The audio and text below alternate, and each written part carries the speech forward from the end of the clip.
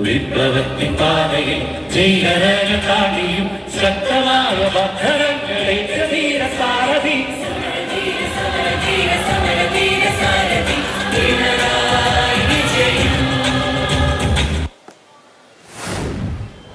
CPM service സംഘടനാ ജീവനക്കാരുടെ പാടിപ്പുകഴ്ത്തൽ ആസ്വദിച്ച് മുഖ്യമന്ത്രി പിണറായി വിജയൻ. വാഴ്ത്തുപാട്ടിന്റെ അകമ്പടിയിലാണ് പിണറായി വിജയൻ വേദിയിലെത്തിയത്. മുഖ്യമന്ത്രിയെ ഗാനത്തിലൂടെ പുകഴ്ത്തുന്നതിൽ തെറ്റൊന്നുമില്ലെന്ന് സെക്രട്ടേറിയറ്റ് എംപ്ലോയീസ് അസോസിയേഷൻ നിലപാട് വ്യക്തമാക്കി. പിണറായിയെക്കുറിച്ച് വിപ്ലവ ഗാനം എഴുതിയപ്പോൾ പുകഴ്ത്തലായി പോയെന്ന് ഗാനരചയിതാവ് മാതൃഭൂമി ന്യൂസിനോട് പറഞ്ഞു.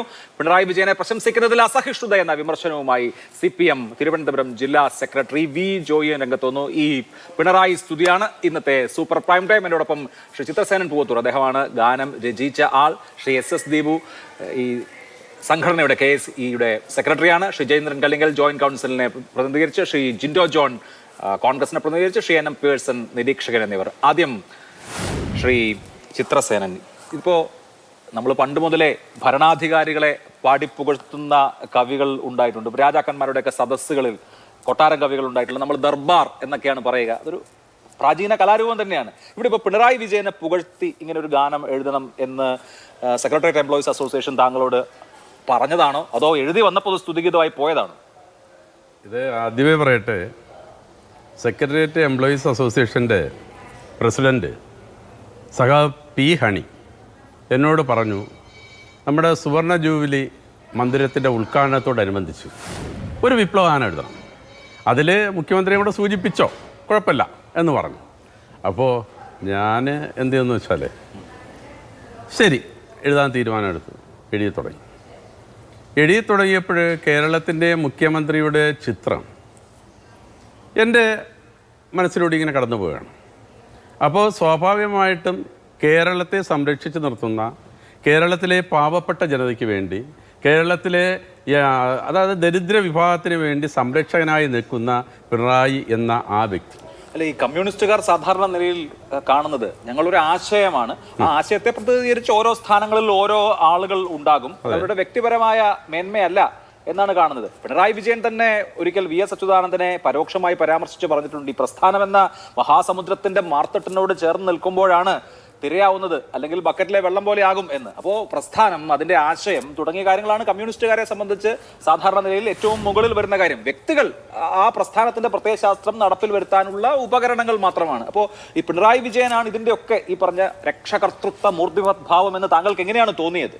അതായത് കേരളത്തിലെ അസറണ്ടരെ സറണ്ടറാക്കി മാറ്റുന്നതിൽ കൈയെടുത്ത്, അതായത് വീണ്ടും പോകുന്ന ഒരു കുട്ടിയെ കൈയെടുത്ത് സഹായിക്കുന്ന ഒരു രക്ഷകർത്താവിന്റെ സ്ഥാനത്താണ് ഞാൻ മുഖ്യമന്ത്രിയെ കാണുന്നത്. അതൊരു വ്യക്തിയാണോ, പ്രസ്ഥാനമാണോ, വിശ്വാസമാണോ? അതായത് കേരളത്തിന്റെ മുഖ്യമന്ത്രി എന്ന് പറയുന്നത് എല്ലാവർക്കും, അവിടെ കോൺഗ്രസ് എന്നോ കമ്മ്യൂണിസ്റ്റ് എന്നോ ജാതിയോ മതമോ ഒന്നുമില്ല. അത് ആ വ്യക്തി, അതായത് മുഖ്യമന്ത്രി, ആ മുഖ്യമന്ത്രി സംരക്ഷകനാണ്. ആ സംരക്ഷകന് വേണ്ടി ഞാൻ കവിത എഴുതി. അല്ല, അതിപ്പോ ഈ പാട്ട് എഴുതി കഴിഞ്ഞതിന് ശേഷം സെക്രട്ടേറിയറ്റ് എംപ്ലോയീസ് അസോസിയേഷൻകാര് ഈ പാട്ട് വായിച്ചു നോക്കിയല്ലോ. പിന്നെ അവരെന്ത് പറഞ്ഞു? അത് പറയാന്ന് വെച്ചാൽ അതിൽ വേറൊന്നും ഇല്ലല്ലോ. ആരെയും പുകഴ്ത്തുകയോ ഇകഴ്ത്തുകയോ ചെയ്തിട്ടില്ല. മുഖ്യമന്ത്രി ചെയ്യുന്നതായ കാര്യങ്ങൾ അതേപടി ഞാൻ എന്ത് ചെയ്തു, കവിതാ രൂപേണ. അപ്പൊ അവർക്ക് സന്തോഷമായി. പിന്നെ സംശയം തോന്നുന്നു. ഇതുപോലെ, അതായത് ഇങ്ങനെ പിണറായി വിജയൻ ഇങ്ങനെ വാഴ്ത്തണം എന്ന് സെക്രട്ടേറിയറ്റ് എംപ്ലോയീസ് അസോസിയേഷൻ പറഞ്ഞിരുന്നില്ല? അയ്യോ എന്റെ സുഹൃത്തെ, എന്നോട് കവിത എഴുതാനേ പറഞ്ഞോളൂ. ഞാൻ കവിയാണ്, ഞാൻ കവിത ഇതിനു മുമ്പ് എഴുതിയിട്ടുണ്ട്. സെക്രട്ടേറിയറ്റ് എംപ്ലോയീസ് അസോസിയേഷന്റെ എല്ലാ സ്വാഗതഗാനവും, സെക്രട്ടേറിയറ്റ് എംപ്ലോയീസ് അസോസിയേഷന്റെ സുവർണ ജൂബിലി മന്ദിരത്തിന്റെ ഉദ്ഘാടനത്തിന്റെ സ്വാഗതഗാനം എന്നല്ലേ പറഞ്ഞത്? ആ സ്വാഗതഗാനം, അത് ഞങ്ങളുടെ ആ സ്വാഗതഗാനം ഒന്നും പറഞ്ഞിട്ടില്ല. ഇല്ല, കവിത എഴുതണമെന്നേ പറഞ്ഞിട്ടുള്ളൂ. അപ്പോ ആ കവിതയാണ് എഴുതിയത്. ആ വിപ്ലവാത്മകമായ കവിത എഴുതാൻ പറഞ്ഞു. വിപ്ലവം ഇതിൽ ഒരു വരിയിൽ ഇപ്പോൾ ഒരു സ്വാഗതം പറഞ്ഞിട്ടില്ല, സ്തുതി പറഞ്ഞിട്ടില്ല. ചെമ്പടക്കി കാവലാൾ, ചെങ്കനൽ കണക്കൊരാൾ, ചെങ്കൊടി കരത്തിലേറി കേരളത്തെ നയിക്കയായി, സമരധീര സാരഥി പിണറായി വിജയൻ. സമരധീര സാരഥിയായ പിണറായി വിജയനെ കുറിച്ചാണ് പാട്ട്. അതെ, സമരധീര സാരഥി എന്ന് പറയുന്നത് ഒരു വെള്ളപ്പാച്ചിലുണ്ടായി, അതിൽ ജനങ്ങളെ കമ്മ്യൂണിസ്റ്റ് പ്രസ്ഥാനത്തെ കുറിച്ചോ പ്രത്യയശാസ്ത്രത്തെ കുറിച്ചോ സംഘടനയെ കുറിച്ചോ ഒന്നുമല്ല, പിണറായി വിജയൻ എന്ന വ്യക്തിയെ കുറിച്ച് മാത്രമാണ്. അതെ, മുഖ്യമന്ത്രിയെ കുറിച്ചാണ് ഞാൻ എഴുതിയത്. അതാണ് ഞാൻ നേരത്തെ മുഖ്യമന്ത്രിയെ കുറിച്ചാണ് എഴുതിയത്. മുഖ്യമന്ത്രി ഇന്ന പ്രസ്ഥാനത്തിന്റെ അതായത് ഞങ്ങളുടെ പ്രസ്ഥാനത്തിന്റെ ആളാകുമ്പോൾ ആ രീതിയിൽ എഴുതാൻ പറ്റും. ഏറ്റവും മനോഹരമായ വരികൾ എഴുതണം. പണ്ട് ഇപ്പൊ നമ്മുടെ ഭാഷയിൽ ഏറ്റവും അധികം ഉപമയുടെ ഒരു സൂചനയായി ചെറിയ ക്ലാസ്സിലൊക്കെ തന്നെ നമ്മളോട് പഠിക്കാൻ പറയുന്നത് മന്നവേന്ദ്ര വിളങ്ങുന്നു ചന്ദ്രനെ പോലെ മുഖം. അത് അന്നത്തെ രാജാവിനെ സ്തുതിച്ച് അന്നത്തെ കൊട്ടാരം കവി എഴുതണം എന്ന മട്ടിൽ മന്നവേന്ദ്ര വിളങ്ങുന്നു ചന്ദ്രനെ പോലെ നിൻമുഖം എന്ന് അതിന്റെ ഒരു ആധുനിക വേർഷൻ നമ്മൾ 2025 2.0 എന്നൊക്കെ പറയുന്ന വേർഷനാണ് താങ്കൾ എഴുതിയത്. നല്ല കവിതയാണ്, കൊള്ളാം. അല്ല, കവിത കൊള്ളാം, പക്ഷേ അതിലെ ആശയവും കൊള്ളാം. പക്ഷെ അതിന് പിന്നെ എന്താണ് തെറ്റ്? പിണറായി സാഹിബിനെ സ്തുതിച്ചു എന്ന് നിങ്ങളുടെ എല്ലാ മാധ്യമങ്ങളും പറയുന്നു. പിണറായി സാഹിബിനെ സ്തുതിച്ച് എന്താ സ്തുതിച്ച് പറഞ്ഞുകൂടെ? കേരളത്തിലെ മുഖ്യമന്ത്രി നമ്മുടെ സംരക്ഷിക്കുമ്പോൾ ആ സംരക്ഷകന് വേണ്ടി ഒരു കവിത എന്തുകൊണ്ട് എഴുതിക്കൊടുക്കും? ഞാൻ ഈ സ്തുതിച്ച് പറഞ്ഞുകൂടെ എന്ന് ചോദിച്ചാൽ അതാണ് ഞാൻ പറഞ്ഞ കാലാകാലങ്ങളായി അധികാര സ്ഥാനത്തുള്ള ആളുകളെ സ്തുതിക്കുക, അവർക്ക് ഇതുപോലെ മംഗളപത്രം എഴുതുക.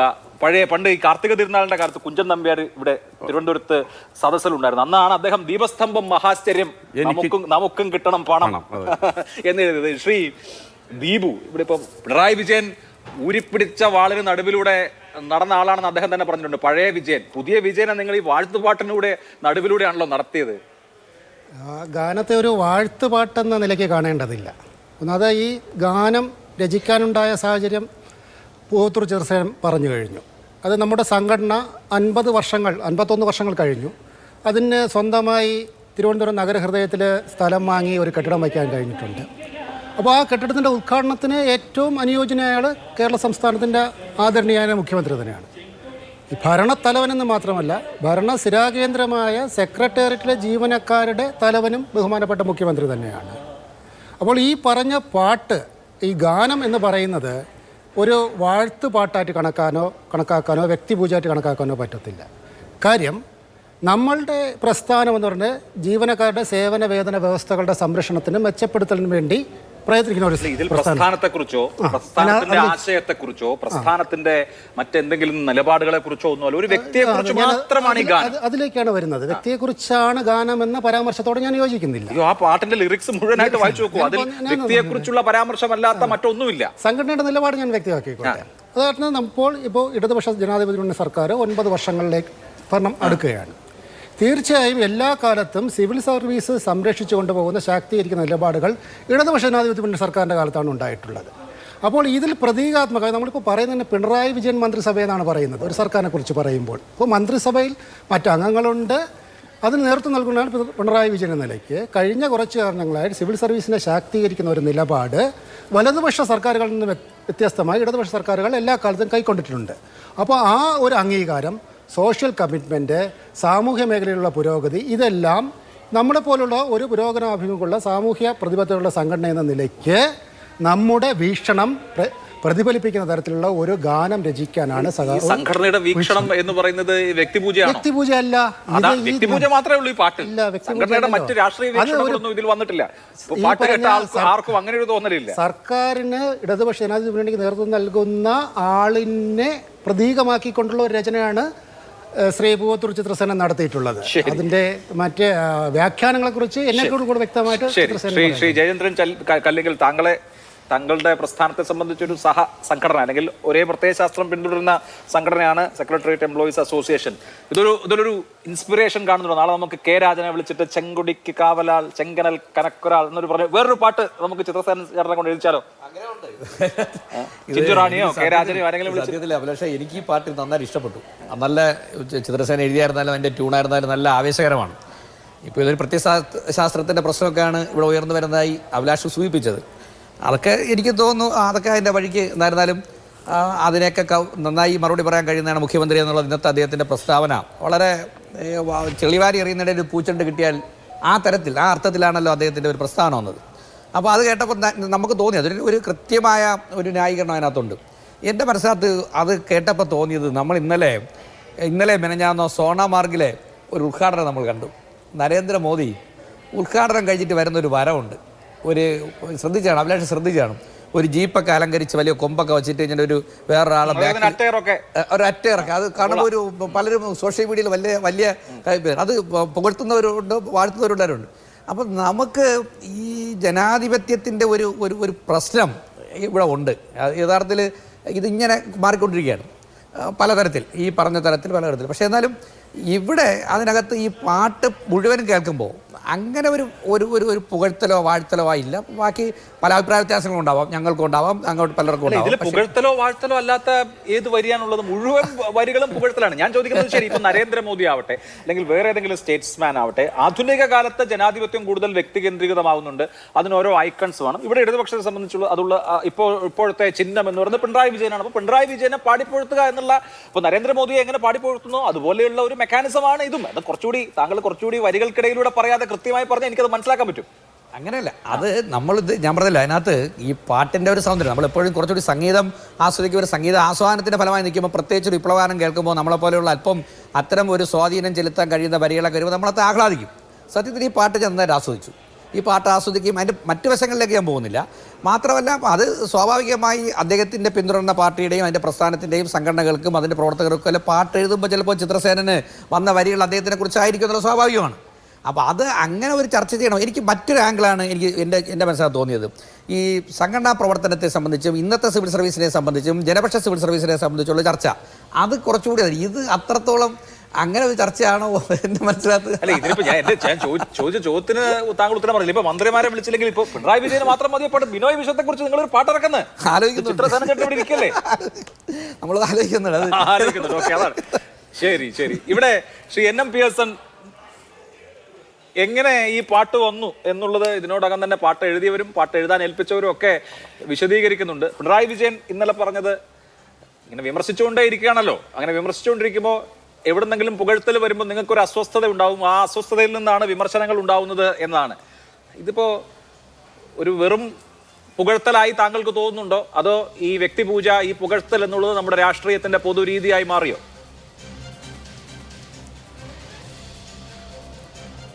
നമ്മൾ ഈ വിഷയം ചർച്ച ചെയ്യുന്നതിലുള്ള ഏറ്റവും പ്രധാനപ്പെട്ട ഒരു വിഷയം എന്ന് പറയുന്നത് അത് തന്നെയാണ്. ഇതിങ്ങനെ ആൾദൈവ നിർമ്മിതിയായി മാറുന്നുണ്ടോ എന്നുള്ള ചോദ്യത്തിന് മാത്രമാണ് അതിൽ പ്രസക്തിയുള്ളത്. പിണറായി വിജയൻ പറഞ്ഞ കാര്യങ്ങളൊക്കെ ശരി തന്നെയാണ്. കാരണം അദ്ദേഹത്തെ നിരന്തരമായി മോശമായിട്ട് ചിത്രീകരിക്കുന്നു. ഇടയ്ക്ക് ചില ആളുകൾ അദ്ദേഹത്തെ പുകഴ്ത്തി ചില കാര്യങ്ങൾ സംസാരിക്കുന്നു. അതങ്ങനെ കണ്ടാൽ മതി. ഞാനൊരിക്കലും ഒരു ആരാധനാ പാത്രമായിട്ട് അല്ലെങ്കിൽ ഒരു ഭക്തന്മാരുടെ ആരാധന മൂർത്തിയായിട്ടൊക്കെ മാറാനായിട്ട് ആഗ്രഹിക്കുന്നില്ല, ആൾദൈവമായിട്ട് മാറാൻ ആഗ്രഹിക്കുന്നില്ല എന്ന സന്ദേശം അദ്ദേഹം നൽകേണ്ടായി. പക്ഷെ നമ്മളുടെ മുന്നിലുള്ള വിഷയം എന്ന് വെച്ചാൽ കമ്മ്യൂണിസ്റ്റ് പാർട്ടിയുടെ ഒരു കൾച്ചർ, കമ്മ്യൂണിസ്റ്റ് പാർട്ടിയുടെ ഒരു മൂല്യവ്യവസ്ഥ, ആ വ്യവസ്ഥയിൽ വ്യക്തികൾക്കല്ല പ്രാധാന്യം, പ്രസ്ഥാനത്തിനാണ് എന്നതാണ് നമ്മളിതുവരെ മനസ്സിലാക്കിയിരുന്നത്. കാരണം എനിക്ക് വന്നൊരു കുറച്ച് നാളുകൾക്ക് മുമ്പാണ് പി ജയരാജനെ കുറിച്ച് വലിയൊരു പാട്ടിറങ്ങിയിരുന്നത്, അല്ലേ? അഭിലാഷ് ഓർമ്മയുണ്ടായിരിക്കും. ചന്ദാരകം, കണ്ണൂരിൻ്റെ നായകനും അതേപോലെ തന്നെ ചെന്താരകമായി മാറിയ അദ്ദേഹം. ആ പാട്ടിന് എന്താണ് കുഴപ്പമുള്ളത്? ആ പാട്ടും ഇതേപോലെ തന്നെ ആവേശകരമാണ്. സഹാക്കളെ സംബന്ധിച്ചിടത്തോളം വളരെ ആവേശകരമായിട്ടുള്ള പാട്ട് തന്നെയാണ് ആ പാട്ടും. ഈ പാട്ടും ആവേശകരമായിട്ടുള്ള പാട്ട് തന്നെയാണ്. പക്ഷേ നമ്മൾ ഇതിനകത്ത് കാണുന്ന ഒരു കാഴ്ചപ്പാട് എന്ന് പറയുന്നത്, കഴിഞ്ഞ തിരുവനന്തപുരം ജില്ലാ സമ്മേളനത്തിനകത്ത് പിണറായി വിജയനെ പാടിപ്പുകഴ്ത്തിയത് മറ്റൊരു രീതിയിലായിരുന്നു. 500-ലധികം വരുന്നതായിട്ടുള്ള വനിതകൾ നടത്തിയ മെഗാ തിരുവാതിരയിൽ അദ്ദേഹമാണ് ഈ പാർട്ടിയുടെ എല്ലാവിധമായിട്ടുള്ള അഭൂതപൂർവമായിട്ടുള്ള വളർച്ചയുടെയും വികാസത്തിൻ്റെയും പ്രകാശത്തിൻ്റെയും ഒക്കെ കാരണഭൂതൻ എന്ന നിലക്കാണ് അന്ന് ചിത്രീകരിക്കപ്പെട്ടത്. അത് ഒരു അർത്ഥം എന്ന് പറഞ്ഞാൽ, കുറച്ചു മുമ്പ് അഭിലാഷ് പറഞ്ഞതുപോലെ മന്നവേന്ദ്ര വിളങ്ങുന്നു നിൻമുഖം ചന്ദ്രനെ പോലെ എന്ന് പഴയ കാലത്ത് പറഞ്ഞതും ഇപ്പോൾ പറയുന്നതും എന്നും പറയുന്ന ഒന്ന് തന്നെയാണ്. ആ രീതിയിലേക്ക് കാര്യങ്ങൾ പോകാൻ പാടില്ല എന്നുള്ളത് കൊണ്ട് മാത്രമാണ് അത് വിമർശനപരമായിട്ട് മാറിത്തീരുന്നത്. ഇപ്പം ഞാൻ പലപ്പോഴും കാണുന്നത് എന്താണെന്ന് വെച്ചാൽ, ഇത് ഈ നമ്മുടെ രാഷ്ട്രീയ നേതൃത്വം എന്ന് പറയുന്നത് ഗ്രീക്ക് പുരാണങ്ങളിൽ നമ്മൾ കണ്ടിട്ടുള്ള ഒരു കഥാപാത്രമുണ്ട്, നാർസിസസ് എന്നാണ് ആ കഥാപാത്രത്തെ പറയുന്നത്. നാർസിസ് എന്നും പറയാറുണ്ട്.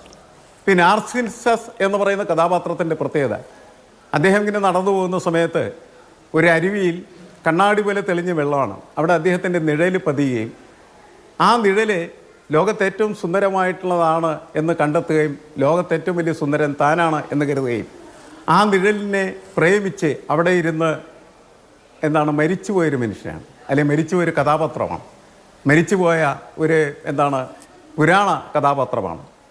അങ്ങനെ മനുഷ്യരാകാൻ പാടില്ല, ആത്മരതികളിൽ നമ്മുടെ രാഷ്ട്രീയ നേതാക്കൾ മുഴുകാൻ പാടില്ല എന്നുള്ളതാണ് പ്രധാനപ്പെട്ട കാര്യം. അങ്ങനെ ആത്മരതികളിൽ അവർ മുഴുകിക്കഴിഞ്ഞാൽ അവർ കൂടെ നിൽക്കുന്നതായിട്ടുള്ള അണികളെ, പാർട്ടി അണികളെ മുഴുവനും വലിയ തരത്തിൽ അവരുടെ വാഴ്ത്തുപാട്ടിന് വേണ്ടിയിട്ടുള്ള പാണന്മാരാക്കി മാറ്റും എന്നുള്ളതാണ്. അങ്ങനെ പാണന്മാരുടെ പാട്ട് ആത്മരതി കൊള്ളുന്നതായിട്ടുള്ള ഭരണാധികാരി കമ്മ്യൂണിസ്റ്റ് ഇതരെന്നോ വ്യത്യാസമില്ലാതെ നമ്മുടെ ജനാധിപത്യത്തിലെ തന്നെ ജനനായകർ ഇത്തരത്തിൽ ആത്മരതിയിൽ അഭിരമിക്കുന്ന വിധത്തിൽ, നാർസിസത്തിന്റെ ട്രൈറ്റുകൾ നമുക്ക് കണ്ടെത്താൻ കഴിയുന്ന വിധത്തിൽ ആത്മരതികളിൽ അഭിരമിക്കുന്നത് നമ്മൾ കാണുന്നുണ്ട്. നരേന്ദ്രമോദി സ്വന്തം പേരെഴുതിയ കോട്ടിട്ടത് നമ്മൾ കണ്ടിട്ടുണ്ട്, വ്യത്യസ്ത വേഷഭൂഷാദികളിൽ വരുന്നത് നമ്മൾ കണ്ടിട്ടുണ്ട്. അതുപോലെ പിണറായി വിജയനും ആരാണോ നേതാവ് അവർ ഇത്തരത്തിൽ സ്വയം വ്യക്തിപൂജയിൽ അഭിരമിക്കുകയും കൂടെ ഉള്ളവർ വാഴ്ത്തുപാട്ട് പാടുന്ന പാണന്മാരായി മാറുകയും ചെയ്യുന്ന ഒരു പുതിയ പൊളിറ്റിക്കൽ ഇക്കോ സിസ്റ്റത്തിലേക്കുള്ള വെളിച്ചം വീശലായി നമുക്ക് ഈ ഇന്നത്തെ പരിപാടിയെ കാണാൻ കഴിയുമോ? അല്ല, അങ്ങനെയായി മാറിക്കൊണ്ടിരിക്കുകയാണ് ചെയ്യുന്നത്. പൊതുവെ നമ്മുടെ കാഴ്ചപ്പാടുകൾക്ക് വന്നിരിക്കുന്ന വലിയ വ്യത്യാസമാണ് അല്ലേ. മോദി വരുന്ന സമയത്ത് ദേഖോ ദേഖോ ഗുജറാത്തിക്ക് ഷെർസെ ആയ എന്നാണ് പറഞ്ഞത്. നോക്കൂ നോക്കൂ ഗുജറാത്തിന് സിംഹം വരുന്നു എന്നാണ് അദ്ദേഹത്തെ വാഴ്ത്തിയത്. അത് പിന്നെ പലതരത്തിലുള്ള വാഴ്ത്തലുകളായിട്ട് മാറി. അതൊക്കെ തന്നെയല്ലേ ഇവിടെ നടക്കുന്നത്. അതങ്ങനെ ഈ CPM-നകത്ത് മുൻപ് നടന്നിരുന്നോ? അതാണ് പ്രധാനപ്പെട്ട കാര്യം. കേരളത്തിലെ ഏറ്റവും സമുജ്വലനായിട്ടുള്ള നേതാവായിരുന്നു AKG. അദ്ദേഹം ഒരു കാരണവശാലും ഇത്തരത്തിലുള്ള ഒരു വാഴ്ത്ത ആരെങ്കിലും നടത്തിയാൽ അവനെ പതുക്കെ വിളിച്ച് അവൻ്റെ ചെവിയിൽ പതുക്കെ അവൻ്റെ ചെവിയൊന്ന് പിടിച്ച് തിരുമും. ഇത് ശരിയല്ല മോനെ എന്ന് പറയും. അങ്ങനെ പറഞ്ഞാൽ മാത്രമാണ് ഇവിടെ ഇത്തരത്തിലുള്ള സംവിധാനങ്ങളിൽ നിന്ന് സഹാക്കൾ മാറി നിൽക്കുകയുള്ളൂ. മാറിയിരിക്കണം സഹാക്കൾ ഇവരെ പുകഴ്ത്താനൊന്നും പാടില്ല എന്നുള്ളതാണ്. അങ്ങനെ പുകഴ്ത്തി വാഴ്ത്തി അവരെ ആൾദൈവങ്ങളാക്കി മാറ്റുന്ന പ്രക്രിയയുടെ തുടക്കമാണത്. അല്ലെങ്കിൽ അതിൻ്റെ ഒരു പ്രത്യേക ഘട്ടത്തിലേക്ക് ഒരു ട്രാൻസിഷൻ സ്റ്റേറ്റിലേക്ക് നമ്മൾ എത്തിക്കഴിഞ്ഞിരിക്കുന്നു എന്നുള്ളതാണ് പ്രശ്നം.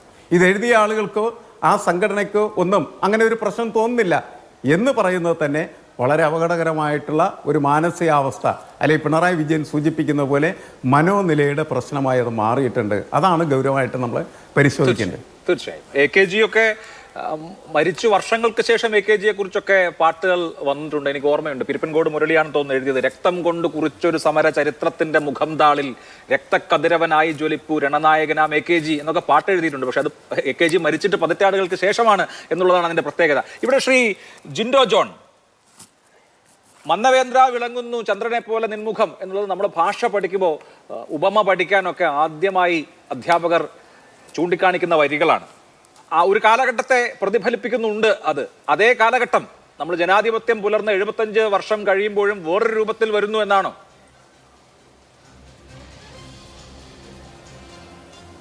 അല്ല അഭിലാഷ്, ഇവരുടെ നേതാവിനെ പുകഴ്ത്തുന്നതിന് കുഴപ്പമില്ല.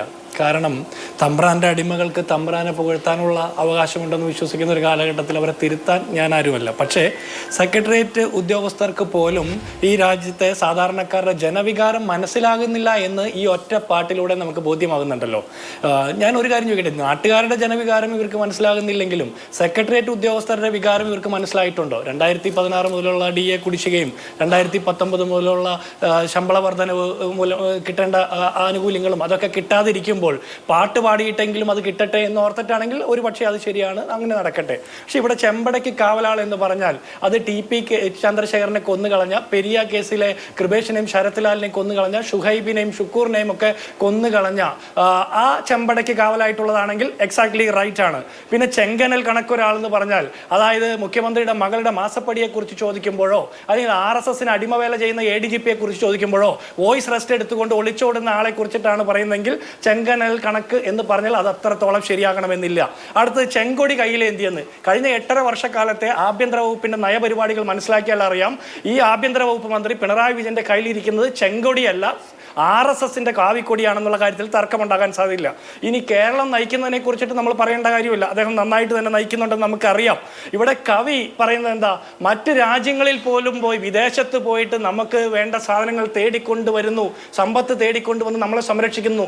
അതായിരിക്കാം കഴിഞ്ഞ ലോക്സഭാ തെരഞ്ഞെടുപ്പിന്റെ സമയത്ത് കേരളത്തിലെ ഇലക്ഷൻ കഴിഞ്ഞപ്പോൾ അദ്ദേഹവും മകളും ജീവിത പങ്കാളിയായിട്ടുള്ള ആളും മരുമകനും കുട്ടിയും എല്ലാവരും കൂടിയിട്ട് വിദേശത്ത് യാത്ര നടത്തിയത്. അത് കേരളത്തിലെ സാധാരണക്കാർക്ക് വേണ്ടത് തേടിക്കൊണ്ടുവരാൻ വേണ്ടിയിട്ടായിരിക്കും.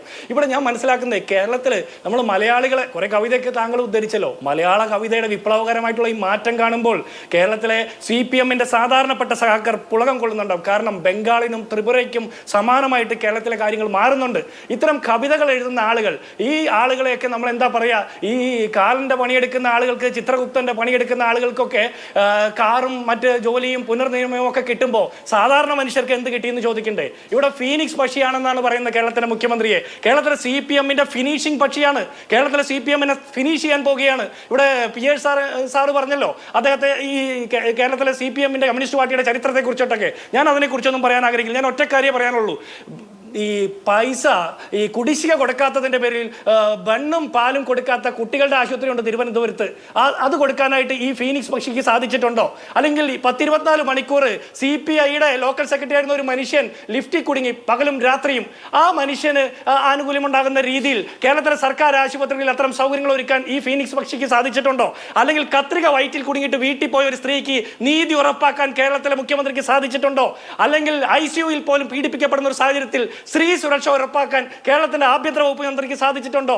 ഈ കവിത ചൊല്ലേണ്ടത് പെൻഷൻ കിട്ടാത്ത 5-6 മാസക്കാലമായിട്ട് പെൻഷൻ കിട്ടാത്ത സാധാരണക്കാരായിട്ടുള്ള മനുഷ്യരുടെ മുമ്പിൽ പോയി നിങ്ങൾ സ്റ്റേജ് കെട്ടിയിട്ട് ഈ കവിത ചൊല്ലണം. അതുപോലെ സപ്ലൈകോ ഔട്ട്ലെറ്റുകൾ, കാലിയായിട്ടുള്ള സപ്ലൈകോ ഔട്ട്ലെറ്റുകൾ, അല്ലെങ്കിൽ ഉള്ളതിന് വില വർദ്ധിപ്പിക്കുന്ന സപ്ലൈകോ ഔട്ട്ലെറ്റിന്റെ മുമ്പിൽ പോയി സാധാരണ മനുഷ്യരുടെ കൗളത്ത് തട്ടിക്കൊണ്ട് നിങ്ങൾ ഈ കവിത ചൊല്ലി കേൾപ്പിക്കണം. ശമ്പളം മുടങ്ങുന്ന KSRTC-യിലെ ഇടതുപക്ഷ അനുകൂലികളായിട്ടുള്ള ഉദ്യോഗസ്ഥരോടെങ്കിലും ഈ കവിത ചൊല്ലി കേൾപ്പിക്കണം. കാരുണ്യ പദ്ധതി നിർത്തലാക്കിയ എൻഡോസൾഫാൻ ദുരിതബാധിതർക്കുള്ള ചികിത്സാ സഹായം പോലും കൃത്യമായിട്ട് കൊടുക്കാൻ പറ്റാത്ത, ഹീമോഫീലിയ രോഗികൾക്കുള്ള ചികിത്സാ സഹായം പോലും കൊടുക്കാൻ പറ്റാത്ത ഈ സർക്കാരിന്റെ പ്രതിനിധികളായിട്ട് നിൽക്കുന്ന മുഖ്യമന്ത്രിയെ നയിക്കുന്ന മുഖ്യമന്ത്രിയെ കുറിച്ചിട്ടാണ് ഈ വാഴ്ത്തുപാട്ടെന്ന് ഈ എൻഡോസൾഫാൻ ദുരിതബാധിതരുടെ വീട്ടിൽ പോയി നിങ്ങൾ പാടിക്കേൽപ്പിക്കണം. അവരൊക്കെ കേട്ട് പുളകം കൊള്ളിട്ട അഭിലാഷേ, ഉച്ചക്കഞ്ഞിക്ക് പണമില്ലാത്തതിന്റെ, ഞാൻ പറഞ്ഞു പൂർത്തിയാക്കട്ടെ, ഒറ്റ മിനിറ്റ് കൂടി മതി. ഉച്ചക്കഞ്ഞിക്ക് 125 കോടി രൂപ കൊടുക്കേണ്ട അടുത്ത് സെപ്റ്റംബർ മാസത്തിൽ ആകെ 4.5 കോടി രൂപ മാത്രമാണ് കൊടുത്തിട്ടുള്ളത്. സ്കൂൾ കുട്ടികൾക്ക് ഉച്ചക്കഞ്ഞി കൊടുക്കാൻ പറ്റാത്ത മുഖ്യമന്ത്രിയെ വാഴ്ത്തി പാടണം. ഉച്ചക്കഞ്ഞി വയ്ക്കുന്നവന് ശമ്പളം കൊടുക്കാൻ പറ്റാത്ത മുഖ്യമന്ത്രിയെയും വാഴ്ത്തി പാടണം. കാട്ടാനാക്രമത്തിൽ കേരളത്തിലെ മലയോര മേഖലയിലെ മനുഷ്യർ ദിനംപ്രതി മരിക്കുമ്പോൾ നിർനിമേഷനായിട്ട് നോക്കി നിൽക്കുന്ന, അല്ലെങ്കിൽ മരവിപ്പിച്ച് നോക്കി നിൽക്കുന്ന മുഖ്യമന്ത്രിയെ പുകഴ്ത്തി പാടണം. ഈ വിലക്കയറ്റം കൊണ്ട് ദുരിതം പിടിക്കുന്ന മനുഷ്യരെ, അല്ലെങ്കിൽ തൊഴിലില്ലായ്മ കൊണ്ട് ദുരിതം പേറുന്ന മനുഷ്യരെയൊക്കെ ഈ കവിത ചൊല്ലി പുളകം കൊള്ളിക്കണം. ഇത്തരം ചിത്രഗുപ്തന്മാർക്ക് കാറ് കിട്ടും, ജോലിയിൽ പുനർനിയമനം കിട്ടും, മറ്റു പല സൗകര്യങ്ങളും കിട്ടും. സാധാരണ മനുഷ്യർക്ക്, സാധാരണ സഖാക്കന്മാർക്ക് പിണറായി വിജയൻ എന്ന് പറഞ്ഞ സഖാവ് എന്ത് കൊടുത്തു എന്നുകൂടി നിങ്ങളൊന്ന് പറഞ്ഞേ. ശരി, ഓക്കെ. അതാണ് കോൺഗ്രസിന്റെ വിമർശനം. ശ്രീ SS ദീപു, ഇവിടെ ഇപ്പോൾ ജീവനക്കാരെ സംബന്ധിച്ച് ജീവനക്കാർക്ക് വലിയ പ്രതിസന്ധിയുണ്ട്. DA കുടിശ്ശികയുടെ പ്രശ്നം നിങ്ങളുടെ യൂണിയനിലും എല്ലാ യൂണിയനുകളും പെട്ട സാധാരണ സർക്കാർ ജീവനക്കാരുടെ പ്രശ്നമാണ്. ഇനി സാധാരണ ജനത്തിനും പ്രശ്നമുണ്ട്. ക്ഷേമ പെൻഷനുകൾ മുടങ്ങിയിട്ടുണ്ട്. നിങ്ങൾ സെക്രട്ടേറിയറ്റ് ജീവനക്കാർ എന്നുള്ള നിലയിൽ അറിയാം, വിവിധ ക്ഷേമ പദ്ധതികൾ, വിവിധ ക്ഷേമ പരിപാടികളൊക്കെ മുടങ്ങിയതിന്റെ ബുദ്ധിമുട്ട് ജനങ്ങൾ അനുഭവിക്കുന്നുണ്ട്. അപ്പുറത്ത് ചാർജുകൾ വർദ്ധിച്ചതിന്റെ പ്രശ്നം അഭിമുഖീകരിക്കുന്നുണ്ട്. ഇതിനൊക്കെ കാരണങ്ങൾ ഉണ്ടാവും. പക്ഷേ ജനങ്ങൾ പെട്ടെന്ന് ഇതിനെല്ലാം സർക്കാരിന്റെ കുഴപ്പമെന്നുള്ള നിലയിലാണല്ലോ ഐഡന്റിഫൈ ചെയ്യുന്നത്. അപ്പൊ ഇങ്ങനെയുള്ള ഘട്ടത്തിൽ മുഖ്യമന്ത്രിയെ കുറിച്ച് ഇങ്ങനെയൊക്കെ ഇതുപോലെയുള്ള സ്തുതികളൊക്കെ വെച്ചൊരു പാട്ടിറക്കുന്നത് യഥാർത്ഥത്തിൽ അദ്ദേഹത്തിനൊരു പണി കൊടുക്കുന്നത് പോലെയല്ലേ? നിങ്ങൾ ട്രോൾ ചെയ്താണോ എന്ന് ജീവനക്കാർ വന്ന് ആരെങ്കിലും ചോദിച്ചോ? ഇല്ല, ശ്രീ ജിൻഡോ പറഞ്ഞ എല്ലാ ആരോപണങ്ങൾക്കും മറുപടി പറയാൻ എനിക്ക് കഴിയില്ല. കാര്യം ഒരു സർവീസ് സംഘടനയുടെ പ്രതിനിധി നിലയ്ക്ക് നമ്മുടെ മേഖലയിലുള്ള പ്രശ്നങ്ങളെക്കുറിച്ച് മാത്രം പറയാം. അദ്ദേഹം പല ആരോപണങ്ങളും അടിസ്ഥാനരഹിതമാണ്. 2016 മുതലുള്ള DA കുടിശ്ശികയൊന്നുമില്ല. 2021 ശമ്പള വർഷം നടപ്പാക്കിയ ശേഷമാണ് കുറച്ചു കാലം ഈ കോവിഡ് മഹാമാരി കാലത്ത് നമുക്ക് DA കുടിശ്ശിക വന്നത്. അതൊരു അക്യൂമുലേറ്റഡ് ആയി മാറി. റൂൾ 300 പ്രകാരം നിയമസഭ നടന്ന പ്രസ്താവന തുടർന്ന് ഓരോ വർഷം 2 ഗഡു DA വീതം നമുക്ക് തരുന്നുണ്ട്. മുൻകാലങ്ങളുടെ അനുഭവം കൂടെ നമ്മളൊന്ന് ആലോചിക്കണം. 8ാം ശമ്പള പരിഷ്കരണം നടപ്പാക്കിയപ്പോൾ അന്ന് 2001-2006 കാലഘട്ടത്തിൽ AK ആൻ്റണി ഉമ്മൻചാണ്ടി മുഖ്യമന്ത്രിയായിരുന്നു. 37 മാസത്തെ സാമ്പത്തിക ആനുകൂല്യങ്ങളാണ് കവർന്നെടുത്തിട്ടുള്ളത്. ഈ കടലാസിൽ മാത്രമാണ് ശമ്പള പരിഷ്കരണം നടപ്പാക്കിയത്. ഈ DA കുടിശ്ശിക ഇല്ലാത്ത ഒരു സിവിൽ സർവീസ് ഉണ്ടായത് 2006 മുതൽ 2011 വരെ അധികാരത്തിലിരുന്ന VS അച്യുതാനന്ദൻ സർക്കാരിൻ്റെ കാലത്താണ്. പങ്കാളിത്ത പെൻഷൻ പദ്ധതി കേന്ദ്രം 2004 നടപ്പാക്കിയപ്പോൾ 2001 ഇവിടെ നടപ്പാക്കാൻ ശ്രമിച്ചതാണ്. അന്ന് 32 ദിവസത്തെ ഐതിഹാസികമായ സമരത്തിനൊടുവിൽ അന്നത്തെ ഇടതുപക്ഷ സർക്കാരിന് മുട്ടുമടക്കേണ്ടി വന്നു. തുടർന്നുണ്ടായ ഇടതുപക്ഷ സർക്കാരിൻ്റെ കാലത്ത് നിരവധിയായ കേന്ദ്ര സമ്മർദ്ദത്തിൻ്റെ അടിസ്ഥാനത്തിൽ പോലും പങ്കാളിത്ത പെൻഷൻ പദ്ധതി നടപ്പാക്കിയില്ല. നടപ്പാക്കിയത് വീണ്ടും ഒരു ടൈം ലഭിച്ചപ്പോൾ ഒരു വലതുപക്ഷ സർക്കാരാണ്. എല്ലാ കാലത്തും സിവിൽ സർവീസിനെ ശാക്തീകരിക്കുന്നത് ഇടതുപക്ഷ സർക്കാരുകളാണ്. അല്ല, എൻ്റെ ചോദ്യം എന്താണെന്ന് വെച്ച് കഴിഞ്ഞാൽ ഒരുപാട് പ്രശ്നങ്ങൾ ഒരുപാട് പ്രശ്നങ്ങൾ നാട്ടിലുണ്ട്. ഇതെല്ലാം പിണറായി വിജയന്റെ കുഴപ്പമാണെന്ന അഭിപ്രായം എനിക്കില്ല കേട്ടോ. പല രാഷ്ട്രീയ സാഹചര്യങ്ങളാൽ കേന്ദ്ര വിഹിതം കിട്ടുന്നതുമായി ബന്ധപ്പെട്ടൊക്കെ കേന്ദ്രം വരിഞ്ഞു മുറുക്കുന്നതിന്റെ ഒക്കെ ഭാഗമായിട്ട് കൂടിയാണ്. സാമ്പത്തികമായി വലിയ ക്രൈസിസിലാണ് സർക്കാർ. താങ്കൾക്കെതിരെ അഭിപ്രായമില്ല എന്നാണ് ഞാൻ വിചാരിക്കുന്നത്. സാമ്പത്തികമായി വലിയ ക്രൈസിസിലാണ് സർക്കാർ. ക്ഷേമ പദ്ധതികൾ നടപ്പാക്കാൻ പറ്റുന്നില്ല. ക്ഷേമ പദ്ധതികൾ, അതായത് ഈ സർക്കാർ തന്നെ ഫ്ലാഗ്ഷിപ്പ് പദ്ധതികളായി പ്രഖ്യാപിച്ചിട്ടുള്ള ക്ഷേമ പദ്ധതികൾ മുടങ്ങിക്കിടക്കുന്നു. ജനങ്ങൾക്ക് അസ്വാരസ്യമുണ്ട്, ജീവനക്കാർക്കും അസംതൃപ്തിയുണ്ട് എന്ന ഘട്ടത്തിൽ മുഖ്യമന്ത്രിയെ ഇങ്ങനെ വ്യക്തിപരമായി സ്തുതിക്കുന്ന ഒരു പാട്ടുവഴി ഒരു തരത്തിൽ ആ അസ്വാരസ്യത്തിന് കുറച്ചുകൂടി എണ്ണ പകരല്ലേ നിങ്ങൾ ചെയ്തത്? അങ്ങനെയല്ല, ജീവനക്കാർക്ക് അസംതൃപ്തിയില്ല, പരിഭവമുണ്ട് എന്ന് വേണമെങ്കിൽ നമുക്ക് മനസ്സിലാക്കാം. അതായത് നമുക്ക് തൊട്ട് മുമ്പ് നടന്ന ശമ്പള പ്രശ്നത്തെക്കുറിച്ച് ആലോചിച്ചോളൂ. നമ്മുടെ കാലങ്ങളായിട്ടുള്ള ഡിമാൻഡ് അടക്കം അംഗീകരിച്ചുകൊണ്ടാണ് ശമ്പള കമ്മീഷൻ റിപ്പോർട്ട് കൊടുത്തിട്ട് പറഞ്ഞത് എന്താണ്? ഞാൻ പേ മാത്രമല്ല പരിഷ്കരിക്കാൻ നിർദ്ദേശിക്കുന്നത്, കുറച്ച് അലവൻസുകളും പരിഷ്കരിക്കാനുണ്ട്. അത് സർക്കാരിൻ്റെ സാമ്പത്തിക സ്ഥിതി മെച്ചപ്പെടുന്ന വെൻ ബെറ്റർ ടൈംസ് അറൈവ് അപ്പോൾ മാത്രം പരിഷ്കരിച്ചാൽ മതി. സാധാരണഗതിയിൽ ഒരു ശമ്പള പരിഷ്കരണം നടക്കാൻ ഒരു വലതുപക്ഷ സർക്കാരിൻ്റെ കാലത്താണെങ്കിൽ ശമ്പള കമ്മീഷൻ റിപ്പോർട്ട് കൈപ്പറ്റാതിരുന്ന മുഖ്യമന്ത്രിമാരുണ്ടായിട്ടുണ്ട്. അവിടെ ശമ്പള കമ്മീഷൻ റിപ്പോർട്ട് കൈപ്പറ്റിയ ശേഷം സെക്രട്ടറിമാരുടെ സമിതി, മന്ത്രിസഭാ ഉപസമിതിയൊക്കെ വെച്ചിട്ട് ഇത് ശമ്പള കമ്മീഷൻ റിപ്പോർട്ട് കിട്ടി ആദ്യ ക്യാബിനറ്റ് തന്നെ ഡെഫർ ചെയ്യാൻ പറഞ്ഞ HRA പരിഷ്കരണം അടക്കം നടപ്പാക്കിക്കൊണ്ടാണ് വന്നത്. നേരത്തെ പറഞ്ഞതുപോലെ തന്നെ കേന്ദ്രത്തിൻ്റെ തെറ്റായ സാമ്പത്തിക നയങ്ങൾ കാരണം തനത് വരുമാനത്തിൽ വർധന ഉണ്ടായിട്ട് കൂടി ചെലവുകൾ മീറ്റ് ചെയ്യാൻ പറ്റാത്ത ഒരു സാഹചര്യത്തിലാണ് നമ്മുടെ പല കാര്യങ്ങളും ഡെഫർ ചെയ്തിട്ടുള്ളത്. പക്ഷേ ഈ സർക്കാരിൻ്റെ ഒരു കമ്മിറ്റ്മെൻ്റ് ഉണ്ട്.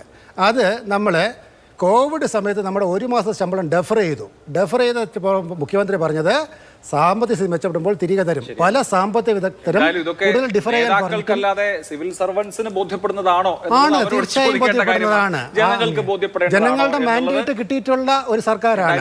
അതുകൊണ്ട് ജനങ്ങളുടെ മാൻഡേറ്റ് കിട്ടിയത് എനിക്ക് തോന്നുന്നു കഴിഞ്ഞ ലോക്സഭാ തെരഞ്ഞെടുപ്പിലായിരിക്കും സംസ്ഥാന സർക്കാർ ജീവനക്കാർ ഏറ്റവും കുറവ്. അത് രാഷ്ട്രീയപരമായ ഒരു ചോദ്യമാണ്. ഒരു കാര്യം കൂടെ ഞാൻ പറഞ്ഞോട്ടെ. ഇന്നത്തെ മുഖ്യമന്ത്രിയുടെ പ്രസംഗം അവസാനിപ്പിച്ചപ്പോൾ തന്നെ അദ്ദേഹം ആശ്വാസം നൽകിയിട്ടുണ്ട്.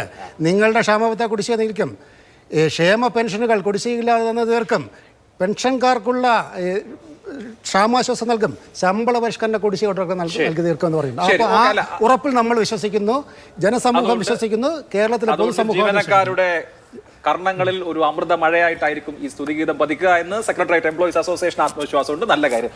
താങ്കളൊരു കവി എന്നുള്ള നിലയിൽ ഭാഷ അറിയുന്ന ആൾ കൂടിയാണല്ലോ. മലയാളത്തിൽ നിന്ദാസ്തുതി എന്നൊരു അലങ്കാരം ഉണ്ട്, അതാണോ ഈ കവിതയിൽ യൂസ് ചെയ്തിരിക്കുന്നത്? ഇല്ല, ഒരിക്കലും ഇല്ല. കാര്യം ഈ പറഞ്ഞതായ സീരിയസ് ആയിട്ടാണ്. അതായത് സംശയം എന്താ, ഞാൻ പറയട്ടെ, ഇതിൽ ഏതെങ്കിലും വാക്ക് സ്തുതിയായിട്ടുണ്ടോ? സ്തുതിച്ചിട്ടുണ്ടോ? ഈ പറഞ്ഞ കാര്യങ്ങളൊക്കെ പിന്നെ ഇതെല്ലാം ഇവിടെ നടന്നതല്ലേ? ഇവിടെ നിന്ദാസ്തുതിയാണോന്ന്? ഇത് എല്ലാം യാഥാർത്ഥ്യ ബോധത്തിന്റെ ഒരു പച്ചയായ മനുഷ്യന്റെ ചിത്രമാണ് ഞാൻ വരച്ചു കാണിച്ചിരിക്കുന്നത്. എൻ്റെ രചന എന്ന് പറയുന്നത് എൻ്റെ അവകാശമാണ്. എൻ്റെ അവകാശത്തെ ചോദ്യം ചെയ്യാൻ മറ്റാർക്കും അധികാരമില്ല. അത് എൻ്റെ സൃഷ്ടിപരമായ എൻ്റെ ഇഷ്ടമാണ്. അതിനെ വിമർശിക്കാൻ ആര് വിമർശിച്ചാലും അത് ഞാൻ ഉൾക്കൊള്ളില്ല. കാര്യം ഞാൻ വസ്തുനിഷ്ഠമായിട്ട് മാത്രമേ രചിച്ചിട്ടുള്ളൂ, അല്ലാതെ ഒന്നും ചോദിച്ചില്ല. എനിക്കിപ്പോൾ ഒരു രാഷ്ട്രീയക്കാർ പറയുന്ന പോലെ സംസാരിക്കാൻ പറ്റില്ല. നമുക്ക് സാഹിത്യപരമായിട്ട് വരികളൊക്കെ ആത്മാർത്ഥമാണ്. അതെ, സെക്രട്ടേറിയറ്റ് എംപ്ലോയീസ് അസോസിയേഷൻ ആയതുകൊണ്ട് ഈ ഉദ്ഘാടന സമ്മേളനത്തിൽ പിണറായി വിജയൻ വരുന്നത് കൊണ്ടൊന്നുമല്ല, താങ്കളുടെ മനസ്സിൽ തോന്നിയ ഭാവന അനുസരിച്ച് വളരെ ആത്മാർത്ഥമായി എഴുതിയ വരികളാണ്. ഓക്കെ, നമുക്കൊരു ഇടവേള വേണം. ഇടവേളയ്ക്ക് ശേഷം മടങ്ങി ചർച്ചയിലേക്ക് വേണം. മറ്റൊരു കാര്യം കൂടി ഉണ്ട് ശ്രീ ജയേന്ദ്രൻ കല്ലിങ്കൽ. ഇന്നിപ്പോ സെക്രട്ടേറിയറ്റ് എംപ്ലോയീസ് അസോസിയേഷന്റെ ഉദ്ഘാടന ചടങ്ങ് രാവിലെ 10-11 മണി ആ സമയത്ത് ജീവനക്കാരെല്ലാം സെൻട്രൽ സ്റ്റേഡിയത്തിൽ നിൽക്കുന്നു. അതുപോലെ തന്നെ കെട്ടിടത്തിന്റെ ഉദ്ഘാടനം ഒരു ഭാഗത്ത് നടക്കുന്നു. ഇതേ സർക്കാർ വന്നതിന് ശേഷം സർക്കാർ ഓഫീസുകളിലെ ആഘോഷങ്ങൾ പോലും ഒഴിവ് സമയങ്ങളിൽ, ഉച്ചയ്ക്കുള്ള ബ്രേക്കിന്റെ സമയത്തോ ഓഫീസ് സമയം കഴിഞ്ഞിട്ടോ ജനങ്ങളുടെ ബുദ്ധിമുട്ടുകൾ ഒരു തരത്തിലും വരാത്ത വിധത്തിൽ ചെയ്യണം, ക്രമീകരിക്കണം എന്ന് നിർദ്ദേശിച്ച സർക്കാരാണ്. ഇപ്പോൾ സെക്രട്ടേറിയറ്റ് പോലെ ഭരണസിരാ കേന്ദ്രത്തിൽ നിന്ന് ജീവനക്കാർ കൂട്ടത്തോടെ ഇറങ്ങിപ്പോയി സ്തുതിഗീതം പാടുകയും ജോലി തടസ്സപ്പെടുകയും ചെയ്യുന്നതൊക്കെ ശരിയായ രീതിയാണോ? ഇതൊക്കെ ജനങ്ങൾ സർക്കാർ ഉദ്യോഗസ്ഥരിൽ നിന്ന് പ്രതീക്ഷിക്കുന്ന കാര്യമാണോ? സത്യത്തിൽ അത് ഈ സംഘടനാ പ്രവർത്തനം കൂടുതലും അവധി സമയങ്ങളിൽ ചെയ്യാൻ കഴിയുമോ എന്നുള്ള പരിശോധന നമ്മളെല്ലാം നടത്താറുണ്ട്. പരമാവധി അങ്ങനെയാണ് നടത്താറുള്ളത്. പിന്നെ ഇതുപോലെ ഇപ്പോൾ സെക്രട്ടേറിയറ്റ് എംപ്ലോയീസ് അസോസിയേഷനൊക്കെ ഉദ്ഘാടനം എന്നൊക്കെ പറഞ്ഞാൽ അങ്ങനെ അവധി സമയത്ത് ഉച്ചയ്ക്ക് 1 മണി മുതൽ 2 മണി വരെ പൂർത്തിയാക്കാൻ കഴിയുന്ന ഒരു പരിപാടിയല്ല. പിന്നെ ഈ സർക്കാർ ജീവനക്കാരെ സംബന്ധിച്ചിടത്തോളം നമ്മൾ മറ്റൊരു കൺസെപ്റ്റ് മനസ്സിലാക്കണം. നമുക്ക് 5 മണിക്ക് വെക്കുക എന്നുള്ളത് അവരോരോ പരിശോധന. ഞാൻ അതിനെക്കുറിച്ച് നമുക്ക് അതിനകത്ത് മറ്റൊരു ആസ്പെക്റ്റ് പറയാം. ജീവനക്കാർക്ക് ഓരോർക്കും ഒരു പെക്യുലറായ ഒരു ഡെസിഗ്നേറ്റഡ് ജോലിയുണ്ട്, അതവർക്ക് പൂർത്തിയാക്കിയേ പറ്റുള്ളൂ. അത് നമ്മളല്ലാതെ ഒരു സെക്രട്ടേറിയറ്റിലെ ഉദ്യോഗസ്ഥൻ്റെ അസിസ്റ്റൻറ്റ് ഇത്ര ഫയൽ കാണും, ആ ഫയൽ പൂർത്തിയാക്കാതിരിക്കാൻ കഴിയില്ല. അതിനകത്തുള്ള കുറവുകൾ പരിശോധിക്കാം. അതിനകത്ത് സമയത്ത് പൂർത്തിയാക്കുന്നുണ്ടോ, ഏതെങ്കിലും ഒരു ഫയൽ അതിനകത്ത് ചില ഭരണപരിഷ്കാരവുമായി ബന്ധപ്പെട്ട ചില നടപടികൾ ആവശ്യമുണ്ട് നമുക്ക് എപ്പോഴും തോന്നാറുണ്ട്. എന്ന് പറഞ്ഞാൽ ഒരു ഫയൽ സെക്രട്ടേറിയറ്റിലോ കളക്ടറേറ്റിലോ ആരുടെയെങ്കിലും അടുത്തെത്തിയാൽ അത് അതിൻ്റെ ഏറ്റവും അവസാനത്തെ ഉത്തരവാകുന്നുള്ള ഒരു ടൈം ഫ്രെയിം, സേവനാവകാശതയുമായി ബന്ധപ്പെട്ട ടൈം ഫ്രെയിമിനെ കുറിച്ചൊക്കെ നല്ല ചർച്ച നടക്കേണ്ടതുണ്ട്. അതിനകത്ത് ഇപ്പം ചില പാകപ്പിഴകളുണ്ടെന്ന് നമുക്ക് തന്നെ തോന്നാറുണ്ട്. സ്വയം വിമർശനമായി നമ്മൾ തന്നെ സംഘടനകൾക്കകത്ത് പറയാറുണ്ട്. അത്തരം വിഷയങ്ങളൊക്കെ ശരിയാണ്. പക്ഷേ സംഘടനകൾക്ക് ഓഫീസ് ടൈം ഒഴിച്ചുള്ള സമയങ്ങളിൽ മാത്രമേ സംഘടനാ പ്രവർത്തനം നടത്താൻ കഴിയുള്ളൂ എന്ന് പറഞ്ഞാൽ ചില സമയങ്ങളിൽ അത് സംഘടനകൾക്ക് ബുദ്ധിമുട്ടുണ്ടാവും. സ്വാഭാവികമാണ്. ജനങ്ങൾക്ക് ബുദ്ധിമുട്ടില്ലാത്ത രീതിയിൽ അത് പരിഹരിച്ചുകൊണ്ട് ആ സംഘടനാ പ്രവർത്തനം മുന്നോട്ട് കൊണ്ടുപോകണമെന്ന് തന്നെയാണ് നമ്മൾ ആഗ്രഹിക്കുന്നത്. മറ്റൊരു വിഷയം, ഇപ്പോൾ ദീപ് പറഞ്ഞതിനകത്തൊരു മറുപടി പറയാതെ പോകുന്നത് ശരിയല്ല എന്നെനിക്ക് തോന്നുന്നു. ഈ ജനുവരി 22-ാം തീയതി ഈ അധ്യാപക സർവീസ് സംഘടനാ സമരസമിതി എന്ന് പറയുന്ന നമ്മുടെ സംഘടന, ഞാൻ നേതൃത്വം നൽകുന്ന സംഘടന ഒരു പണിമുടക്ക് ആഹ്വാനം ചെയ്തിരിക്കുകയാണ്. അതിൻ്റെ അടിസ്ഥാനപരമായ വിഷയങ്ങൾ ഈ ചരിത്രം പറഞ്ഞ് ശരിയാണ്. ഇടതുപക്ഷമാണ് എന്നും ജീവനക്കാർക്ക് അനുകൂലമായ നിലപാടുകൾ എടുത്തിട്ടുള്ള സംഘടന, ഒരു മുന്നണി ഇടതുപക്ഷമാണ്. ചരിത്രം അങ്ങനെയാണ് പറയുന്നത്. കഴിഞ്ഞ ഗവൺമെൻറ് വരെ ഈ ഗവൺമെൻറ് അതിന് വ്യത്യസ്തമായൊരു സമീപനം രണ്ടാമത്തെ ഇടതുപക്ഷ മുന്നണി ഗവൺമെൻറ് സ്വീകരിക്കുന്നു എന്നുള്ളൊരു തോന്നൽ ജീവനക്കാർക്കാകെ ഉണ്ട്. 19% DA-യുടെ ക്ഷാമതയുടെ പ്രശ്നമുണ്ട്, സറണ്ടർ ആനുകൂല്യത്തിൻ്റെ പ്രശ്നമുണ്ട്. ഏറ്റവും ഗുരുതരമായ പ്രശ്നം നമുക്ക് എല്ലാവർക്കും തോന്നുന്നത് പെൻഷൻ്റെ വിഷയത്തിലാണ്. മറ്റ് ഗവൺമെൻറ്റുകളൊക്കെ പിന്മാറാമെന്ന് പറയുകയും പിന്മാറാനുള്ള നടപടികൾ സ്വീകരിക്കുകയും അതിനുവേണ്ടി എല്ലാ നടപടികളും സ്വീകരിച്ചു വരുമ്പോൾ കേരളത്തിലെ ഇടതുപക്ഷ മുന്നണി ഗവൺമെൻറ് മാത്രം അതിൽ നിന്നും ഒരു ഒളിച്ചുകളി നടത്തുന്നു എന്നൊരു തോന്നൽ ജീവനക്കാരിലുണ്ട്. അത് യാഥാർത്ഥ്യമാണ്. ഞങ്ങൾ ഇപ്പോൾ ഉന്നയിക്കുന്ന വിഷയങ്ങളൊക്കെ തന്നെ കാലങ്ങളിൽ എപ്പോഴെങ്കിലും ഇടതുപക്ഷം ഭരിക്കുമ്പോൾ ജോയിന്റ് കൗൺസിലിന് സമരം ചെയ്യേണ്ടി വന്നിട്ടുണ്ടോ? സമരം ചെയ്തിട്ടുണ്ട്. ജോയിന്റ് കൗൺസിൽ പണിമുടക്കിയിട്ടുണ്ട്. അത് എല്ലാവരും പണിമുടക്കിയിട്ടുണ്ട്. അച്യുതമേനോന്റെ കാലത്ത് പിന്നെ CPM സംഘടനകൾ പണിമുടക്കിയിട്ടുണ്ട്. സമയത്ത് അപ്പുറത്തെ സർക്കാരിലെ CPM സംഘടനകൾക്ക് പണിമുടക്കം അല്ല, ഞാൻ പറഞ്ഞു വരുന്നത്. അപ്പൊ അതൊരു ഇടതുപക്ഷത്തിന്റെ സ്വഭാവമുള്ള സംഘടനയായിരുന്നല്ലോ. 96-ൽ പിന്നെ EK നായരുടെ കാലത്ത് പിന്നെ ജോയിന്റ് കൗൺസിൽ സമരം നടത്തിയിട്ടുണ്ട്, തനിച്ച് സമരം നടത്തിയിട്ടുണ്ട് ഇതേ വിഷയങ്ങൾ ഉന്നയിച്ചത്. അത് 28-ന് ശേഷമാണ് ഇപ്പോൾ ഒരു പണിമുടക്കത്തിലേക്ക് വന്നു എന്നുള്ളതേ ഉള്ളൂ. അപ്പോൾ ഈ ഇത്തരം വിഷയങ്ങളും കൂടി നമുക്ക് മനസ്സിലാക്കണം. അതുകൊണ്ട് ഈ ഇടതുപക്ഷ മുന്നണി ഗവൺമെന്റ് എല്ലാ കാലത്തും ജീവനക്കാരുടെ നിലപാടെടുത്തത്. പക്ഷെ ഒരു വലതുപക്ഷ ചായ്വ് ചില സമയത്തെങ്കിലും ഈ ഗവൺമെന്റ് കാണിക്കുന്നുണ്ടോ എന്നൊരു തോന്നൽ നമുക്കുണ്ട്. ഇപ്പോ വലതുപക്ഷ ചായ്വ് എന്ന് പറയുമ്പോൾ ആഗോള തലത്തിൽ തന്നെയുള്ള വലതുപക്ഷ രാഷ്ട്രീയ സ്വഭാവമാണ് വ്യക്തിപൂജ എന്നുള്ളത്. രാഷ്ട്രീയത്തെ നയിക്കേണ്ടത് വ്യക്തികളാണ് എന്നുള്ള ആശയമല്ല, വ്യക്തികളാണ് എന്ന ചിന്താധാര തന്നെ വലതുപക്ഷ രാഷ്ട്രീയത്തിന്റെ ഏറ്റവും പ്രധാനപ്പെട്ട ഐഡിയോളജിയാണ്. പിന്നെ ഈ പെൻഷൻ കൊടുക്കാത്തതോ അല്ലെങ്കിൽ നിങ്ങളുടെ DA തരാത്തതോ ആണോ വലതുപക്ഷ ചായ്വ്? ഉറപ്പാണ്. അതൊരു ഇടതുപക്ഷ മനോഭാവത്തിൽ. ഞാനിപ്പോ നേരത്തെ ശ്രീ ദീപുവിനോട് ചോദിച്ചത് മാതിരി ജീവനക്കാരും അതുപോലെ തന്നെ സാധാരണ മനുഷ്യരൊക്കെ വ്രണിത ഹൃദയരാണ്. കാരണം എന്തുമാവട്ടെ, ആളുകൾ അസ്വസ്ഥരാണ്. അതിന്റെ ഇടയ്ക്ക് ഇങ്ങനെയൊക്കെ ഒരു പാട്ടൊക്കെ വന്നു കഴിഞ്ഞാൽ അത് ആളുകൾ തമാശയായിട്ട് എടുക്കുമോ അതോ സീരിയസ് ആയിട്ട്? ഞാൻ പറഞ്ഞല്ലോ, അതിനകത്ത് അത് നമ്മൾ ഇപ്പോഴും ഇപ്പൊ നേരത്തെ പോത്തൂർ പറഞ്ഞതുപോലെ ഒരു ആവിഷ്കാരത്തിന്റെയൊക്കെ പ്രശ്നം അതിനകത്തുണ്ട്. അദ്ദേഹത്തിന്റെ ആവിഷ്കാര സ്വാതന്ത്ര്യത്തിലൊന്നും എനിക്ക് എതിരെ അഭിപ്രായമില്ല. അപ്പൊ അതുകൊണ്ട് ഞാൻ ആ പാട്ടിനെ സംബന്ധിച്ച് എൻ്റെ അഭിപ്രായം ആദ്യം പറഞ്ഞു. അവർ ആസ്വദിക്കാൻ പറ്റിയ പാട്ടാണ് അത്. ഓരോ വ്യക്തിപരമായി നമുക്കറിയാം, ഓരോ പ്രസ്ഥാനങ്ങളുടെ തീരുമാനമാണ് ഈ പാട്ട്. മാത്രമല്ല അതിനകത്ത് മുഖ്യമന്ത്രിയെ കുറിച്ച് ഞാൻ നേരത്തെ പറഞ്ഞില്ല, മുഖ്യമന്ത്രിയെ കുറിച്ച് കൃത്യമായ സ്റ്റാൻഡ് അതിനകത്ത് പറഞ്ഞു. അത് ആ ഒരു പരിധി അതല്ല. അതായത് ഇപ്പൊ ശരി, അദ്ദേഹത്തിന്റെ ആവിഷ്കാര സ്വാതന്ത്ര്യം, പാട്ട് സെക്രട്ടേറിയറ്റ് എംപ്ലോയീസ് അസോസിയേഷന്റെ 100 പ്രവർത്തകർ പാടുകയും ചെയ്തു. അപ്പൊ ഇത് കേൾക്കുന്ന ഒരു ഇടതുപക്ഷ ജീവനക്കാരന് രോമാഞ്ചമാണോ വരുന്നത് അതോ അയ്യെന്ന് തോന്നുമോ? അതാണ് എന്റെ ചോദ്യം. അത് വിഷമമുള്ള ചോദ്യമാണ് അല്ലേ? ശരി. ശ്രീ ജിൻഡോ ജോൺ, ഇതിപ്പോ നമ്മൾ ഈ തെരഞ്ഞെടുപ്പ് കാലഘട്ടങ്ങളിലൊക്കെ സ്ഥാനാർത്ഥിയായ നേതാക്കളുടെ സ്തുതിഗീതങ്ങൾ ഉണ്ടാവാറുണ്ട്. എന്ന് മാത്രമല്ല തെരഞ്ഞെടുപ്പ് കാലഘട്ടങ്ങളിലൊക്കെ പാട്ടുകളായി നേതാക്കളുടെ, ഇപ്പോൾ രാഹുൽ ഗാന്ധി ആവട്ടെ, VD സതീശനാവട്ടെ, XY നേതാക്കളെ കുറിച്ചൊക്കെ പ്രകീർത്തിച്ച് പാട്ടുകൾ വരാറുണ്ട്. പക്ഷേ ഈ പാട്ട് എന്ന് പറയുന്നത് ഭരണാധികാരിയായി ഇരിക്കുമ്പോൾ ആ ഭരണാധികാരി വരുന്ന വേദിയിൽ പാട്ടാണ്. അതുകൊണ്ട് അതിന് വ്യത്യാസമുണ്ട്. ഇനി ഇതിപ്പോ കേരള രാഷ്ട്രീയത്തിലെ ഒരു നടപ്പ് ശീലമായി വരുമോ? നേരത്തെ നമ്മൾ തിരുവാതിര കണ്ടു 2021-ൽ. ഇപ്പോൾ ഇതാ സെക്രട്ടേറിയറ്റ് എംപ്ലോയീസ് അസോസിയേഷന്റെ സമ്മേളനത്തിൽ ഈ പാട്ട് വന്നു. ഇനിയിപ്പോൾ നമ്മളെ ഈ ചടങ്ങുകളിലൊക്കെ സ്വാഗതഗാനം എന്നൊക്കെ പറയുന്ന പോലെ, അല്ലെങ്കിൽ വിളക്ക് കൊളുത്തൽ എന്നൊക്കെ പറയുന്നത് പോലെ മുഖ്യാതിഥിക്ക് അഭിവാദ്യം അർപ്പിച്ച് പാട്ട് എന്നുള്ളത് ഒരു ചടങ്ങായിട്ട് വരുമോ ഇനി? അല്ല, തീർച്ചയായിട്ടും അങ്ങനെ വരാനുള്ള സാധ്യതയാണ് കാണുന്നത്. കാരണം ഇവർ പറയുന്നത് എന്താ, സുവർണ ജൂബിലി ആഘോഷത്തിന്റെ ഭാഗമായിട്ട് സുവർണ ജൂബിലി മന്ദിരം അതിൻ്റെ പരിപാടിയുമായി ബന്ധപ്പെട്ടാണ് സെക്രട്ടേറിയറ്റ് ഉദ്യോഗസ്ഥരുടെ സുവർണ ജൂബിലി മന്ദിരം ഉദ്ഘാടനം ചെയ്യുമ്പോൾ കേരളത്തിൽ 1,26,000 കുടുംബങ്ങൾ ലൈഫ് മിഷന്റെ അടുത്ത ഗഡു കിട്ടാതെ പ്രയാസപ്പെടുന്നുണ്ട്. അവരുടെ മുമ്പിലാണ് സെക്രട്ടേറിയറ്റ് ജീവനക്കാർ ജോലി സമയത്ത് പോയി ഇത്തരം സമ്മേളനങ്ങൾ നടത്തി പാട്ട് ആസ്വദിക്കുന്നത്. ഞാൻ പറയുന്നത്, നിങ്ങൾ പാട്ട് ആസ്വദിക്കുന്നതിന് ഞങ്ങൾക്ക് തർക്കമൊന്നുമില്ല. പക്ഷേ അത് ലീവ് എടുത്ത്, ശമ്പളത്തോടെ പോയി പാട്ട് ആസ്വദിക്കണമെന്ന് നിർബന്ധമില്ല. ലീവ് എടുത്ത് ഇരുന്ന് നിങ്ങൾ പാട്ട് ആസ്വദിക്കണം. നിങ്ങൾ ഇന്ന് സമ്മേളനം നടത്തുമ്പോൾ പോലും നിങ്ങൾക്ക് ശമ്പളം തരാൻ വേണ്ടിയിട്ട് കേരളത്തിലെ സാധാരണ സാധാരണക്കാരെ ഉപ്പ് തൊട്ട് കർപ്പൂരം വരെ വലിയ വില കൊടുത്ത് മേടിക്കുമ്പോൾ അതിൽ നിന്ന് നികുതി വരുന്നുണ്ട്. അപ്പോൾ നിങ്ങളത് ആസ്വദിക്കുന്നു എന്ന് ഞങ്ങളുടെ മുഖത്ത് നോക്കി പറയുമ്പോൾ ഞങ്ങൾക്ക് പരമപുച്ഛമാണ് പറയാനുള്ളത്. ഇനി അതിനപ്പുറത്ത് ഈ പാട്ട് എഴുതിയ കവി ഉണ്ടല്ലോ, ആ കവിക്ക് ഗുണമുണ്ടായിട്ടുണ്ട്. അദ്ദേഹത്തിന് സംരക്ഷകനായിരിക്കും മുഖ്യമന്ത്രി. കാരണം അദ്ദേഹത്തിന് പുനർനിയമനം കിട്ടി എന്നാണ് നമ്മൾ അറിയുന്നത്. ഞാനൊരു കാര്യം ചോദിക്കട്ടെ, അദ്ദേഹത്തിന് പുനർനിയമനം കിട്ടിയപ്പോൾ ആ നിയമനം മറ്റൊരാൾക്ക്, ഈ മുട്ടിലഴഞ്ഞ PSC ഉദ്യോഗസ്ഥരുണ്ടല്ലോ, കേരളത്തിന്റെ മുഖ്യമന്ത്രിയുടെ മുന്നിലൂടെ സെക്രട്ടേറിയറ്റിന് മുമ്പിൽ മുട്ടിലഴഞ്ഞ് സമരം ചെയ്ത പെരുമഴയത്ത് കണ്ണീരോടെ വീട്ടിൽ പോയ കുറെ PSC ഉദ്യോഗസ്ഥകളില്ലേ, അവരിൽ ആർക്കെങ്കിലും ആ തൊഴിലൊന്ന് കൊടുത്തിരുന്നെങ്കിൽ അവരുടെ കുടുംബത്തിൽ കൂടി സന്തോഷത്തിന്റെ വെളിച്ചം വരില്ലായിരുന്നോ? അപ്പൊ ഇത്തരം കവികളൊക്കെ അത്തരം കാര്യങ്ങൾ കൂടി ഒന്ന് ആലോചിക്കുന്നത് നല്ലതാ. അപ്പൊ നിങ്ങൾ എഴുതുന്ന കവിതകൾ ഞങ്ങൾ കേട്ടിരിക്കണം എന്ന് പറഞ്ഞാൽ പിണറായി വിജയന് സന്തോഷമായിരിക്കും. അദ്ദേഹം പറയുന്നത് എന്താ, പലരും എന്നെ വിമർശിക്കുമ്പോൾ അതിനിടയ്ക്ക് ഇത്തരം പുകഴ്ത്തലുകൾ വരുന്നതിൽ നിങ്ങൾക്ക് എന്താ പ്രശ്നമെന്ന്. അതിന്റെ അർത്ഥം അദ്ദേഹം അത് ഇഷ്ടപ്പെടുന്നുണ്ട്. മാത്രമല്ല, അദ്ദേഹം ആ പുകഴ്ത്തലുകൾ ഇഷ്ടപ്പെടുന്നുള്ളതിന്റെ തെളിവാണ് കോവിഡ് പ്രോട്ടോകോൾ പോലും ലംഘിച്ചുകൊണ്ട് പാറശാലയിൽ നടന്ന തിരുവാതിര, കാരണഭൂതൻ തിരുവാതിര.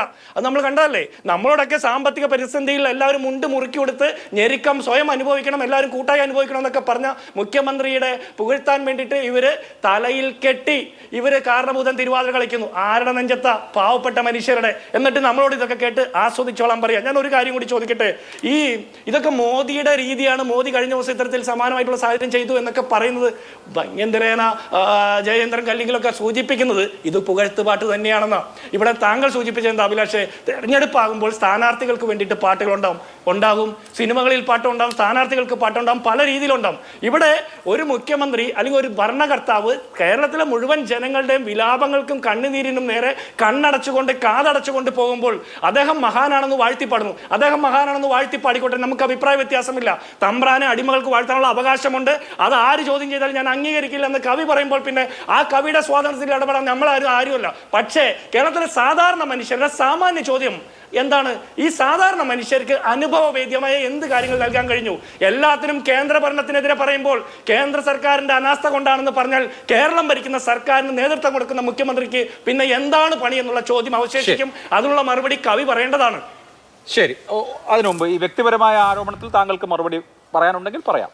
അല്ല, അദ്ദേഹത്തിന്റെ ചോദ്യക്ക് മറുപടി പറയേണ്ട കാര്യമില്ല. അതല്ല, താങ്കൾക്ക് കിട്ടിയ നിയമനത്തെ സംബന്ധിച്ച് അല്ല, ആ നിയമനം എന്ന് പറയുന്നത് അതിനെ സംബന്ധിച്ച് സർക്കാർ തലത്തിലെ തീരുമാനം എന്താണെന്ന് വെച്ചാൽ അത് ഡിപ്പാർട്ട്മെന്റാണ് ചെയ്യേണ്ടത്. അല്ല, അതിലൊന്നും എനിക്ക് വേറെ അഭിപ്രായമൊന്നുമില്ല. അല്ല, അക്കാര്യത്തിൽ പിണറായി വിജയനോട് എന്തെങ്കിലും അയ്യോ പാവ സഖാവോ ഈ സംഘടനയ്ക്കോ ഒന്നും അതുമായിട്ട് ഒരു ബന്ധമില്ല. വളരെ ചെറിയ ഒരു നിയമനത്തിൽ ഇപ്പം മുഖ്യമന്ത്രി ഇടപെടേണ്ട കാര്യവുമില്ല. അതവിടെ നിൽക്കട്ടെ. ശ്രീ NM പിയേഴ്സൺ, നമ്മൾ ജനാധിപത്യത്തിലേക്ക് വരുമ്പോൾ കുറച്ചുകൂടി ഗൗരവമുള്ള കാര്യമാണ്. ജനാധിപത്യത്തിലേക്ക് വരുമ്പോൾ ജനാധിപത്യം സാധ്യമാക്കിയത് ഫ്യൂഡൽ മൂല്യങ്ങളിൽ നിന്നുള്ള വിമോചനം കൂടിയായിരുന്നു. പ്രജകളായിരുന്ന ആളുകൾ പൗരന്മാരായി മാറി. പൗരത്വം എന്ന് പറയുന്നത് ആ അർത്ഥത്തിൽ ജനാധിപത്യത്തിൽ വലിയ തോതിൽ പ്രധാനപ്പെട്ട ഒരു കാര്യമാണ്. ഫ്യൂഡൽ കാലം കഴിഞ്ഞ് ഒരു 3/4 നൂറ്റാണ്ട് പിന്നിട്ടിട്ടും ഫ്യൂഡൽ മൂല്യങ്ങൾ ജനാധിപത്യത്തിൽ തന്നെ ഏറിയും കുറഞ്ഞും വരുന്നുണ്ട് എന്നതിൻ്റെ സൂചനകൾ നമുക്ക് ഇത്തരം സ്തുതിഗീതങ്ങളിൽ നിന്ന് കാണാമല്ലോ. കാരണം ഫ്യൂഡൽ കാലഘട്ടത്തിലാണ് തമ്പ്രാനെ സ്തുതിക്കുക എന്നുള്ളത് ബാക്കിയുള്ള ആളുകളുടെ ഒരു പ്രധാനപ്പെട്ട ദൗത്യമോ ഉത്തരവാദിത്വമോ ഒക്കെ ആയി മാറിയിരുന്നത്. അതുകൊണ്ടാണ് അന്ന് അത്രയും സ്തുതിഗീതങ്ങൾ ഉണ്ടായിട്ടുള്ളത്. ജനാധിപത്യ കാലത്ത് യഥാർത്ഥത്തിൽ സ്തുതിഗീതങ്ങളുടെ ആവശ്യമില്ല, പക്ഷേ ഫ്യൂഡൽ കാലത്ത് അതിന്റെ ആവശ്യമുണ്ടായിരുന്നു. നമ്മൾ ജനാധിപത്യത്തിൽ എത്തിയെങ്കിലും ഇപ്പോഴും ഫ്യൂഡൽ മൂല്യങ്ങൾ അധികാര ഘടനയിൽ അതേപടിയൊക്കെ നിലനിൽക്കുന്നുണ്ട് എന്ന് വേണമല്ലോ മനസ്സിലാക്കാൻ. അല്ല, ജനാധിപത്യ മൂല്യങ്ങൾ ഉൾക്കൊള്ളാൻ പറ്റുന്ന തരത്തിൽ നമ്മുടെ രാഷ്ട്രീയ പ്രവർത്തകരും രാഷ്ട്രീയ നേതൃത്വവും നമ്മുടെ സമൂഹവും മാറിയില്ല എങ്കിൽ ഇത്തരത്തിലുള്ള ദുരന്തങ്ങൾ തിരിച്ചു വരും എന്നുള്ള കാര്യത്തിൽ ഒരു തർക്കവുമില്ല. എന്താണ് മനുഷ്യനെ സംബന്ധിച്ചിടത്തോളം അവന്റെ രാഷ്ട്രീയ ബോധം എന്നത്? അത് തികച്ചും സ്വതന്ത്രമായിട്ടുള്ള രീതിയിൽ തന്റെ ചുറ്റുപാടിനെ കാണാനും ആ ചുറ്റുപാടിൽ ഇടപെടാനും ചുറ്റുപാടിനെ മാറ്റാനും ഒക്കെയുള്ള ആഗ്രഹത്തിന്റെ ഭാഗമായിട്ടാണ് പലപ്പോഴും നമ്മൾ രാഷ്ട്രീയ പ്രവർത്തനത്തിൽ തന്നെ ഏർപ്പെടുന്നത്. ജനാധിപത്യത്തിന്റെ ഒരു പ്രസക്തി എന്ന് പറയുന്നത് അത്തരത്തിൽ ജനങ്ങൾക്ക് ഇടപെടാനായിട്ടുള്ള സ്പേസ് ലഭ്യമാക്കുക എന്നുള്ളതാണ്. അതിന് പകരമായിട്ട് അധികാരിയുടെ മുന്നിൽ തലകുനിച്ച് നിൽക്കുകയും അധികാരിയെ തലയോടുകയും അദ്ദേഹത്തെ പുകഴ്ത്തുകയും ചെയ്തുകൊണ്ട് അദ്ദേഹത്തിൽ നിന്ന് എന്തെങ്കിലും പറ്റാം എന്ന് പറയുന്ന ചിന്തയാണ് പഴയ കാലത്തുണ്ടായിരുന്ന ഫ്യൂഡൽ ചിന്ത എന്ന് പറയുന്നത്. അപ്പൊ ഈ ഫ്യൂഡൽ മാടമ്പിയുടെ മുമ്പിൽ നിന്നിട്ട് അയാളിൽ നിന്ന് എന്തെങ്കിലും യാചിച്ചു വാങ്ങുന്ന തരത്തിലുള്ളതായിട്ടുള്ള ഒരു മനോനില മനുഷ്യനുണ്ടാവുക എന്നുള്ളതാണ് പ്രശ്നം. അതാണ് നമ്മളിവിടെ ചോദ്യം ചെയ്യുന്നത്. അല്ലാണ്ട് ഇപ്പോ കവിത എഴുതുന്നതിനെ നമ്മൾ ഒരിക്കലും അദ്ദേഹത്തിന്റെ സർഗശേഷിയെ സർഗാത്മകതയെ സ്വാതന്ത്ര്യത്തെ ചോദ്യം ചെയ്യേണ്ട കാര്യമില്ല. ഇത് അദ്ദേഹം കവിത എഴുതിയുകൊണ്ട് സംഭവിച്ച പ്രശ്നങ്ങളൊന്നും അല്ലല്ലോ. കവിത എഴുതുന്നു. കവിത എത്രയോ തരത്തിൽ ആളുകളെ പുകഴ്ത്തിയും അതേപോലെ തന്നെ ഇകഴ്ത്തിയും ഒക്കെ കവിത എഴുതാറുണ്ട്. പക്ഷെ പ്രശ്നം ഇവിടെ എന്താണെന്ന് വെച്ചാൽ ഒരു സംഘടന ഓർഗനൈസ്ഡായി സംഘടിതമായിട്ട് ഇത്തരം കാര്യങ്ങൾ മുന്നോട്ട് കൊണ്ടുവരികയും അത് പുകഴ്ത്തുപാട്ടായി മാറിത്തീരുകയും അവർക്കതിൽ യാതൊരു വിധമായിട്ടുള്ള പ്രശ്നങ്ങൾ തോന്നാതിരിക്കുകയും ചെയ്യുമ്പോഴാണ് നമ്മൾ ജനാധിപത്യ സംവിധാനത്തിന് അകത്താണോ നിൽക്കുന്നത് അതോ ഫ്യൂഡൽ വ്യവസ്ഥക്ക് അകത്ത് നിൽക്കുകയാണോ എന്ന് നമുക്ക് ചിന്തിക്കേണ്ടതായിട്ട് വരുന്നത്. മാത്രമല്ല, ഇതൊരു പകർച്ചവ്യാധിയാണ്. ഈ പകർച്ചവ്യാധി എന്ന് പറയുന്നത് ഒരിടത്ത് നിന്ന് മറ്റെല്ലാ സംഘടനാ സംവിധാനങ്ങളിലേക്കും പടർന്നു കയറാനുള്ള സാധ്യതകൾ വളരെ കൂടുതലാണ്. ഒരു കാലത്ത് CPM അതിന്റെ രാഷ്ട്രീയ പ്രചരണ വേളകളിൽ തെരഞ്ഞെടുപ്പ് മത്സരങ്ങളിൽ ഒരിക്കൽ പോലും പോസ്റ്ററിൽ സ്ഥാനാർത്ഥിയുടെ പടം വെക്കില്ലായിരുന്നു. ഒരു കാലമായിരുന്നു. ആ കാലം കഴിഞ്ഞ് പിന്നെ പടം വെച്ചു.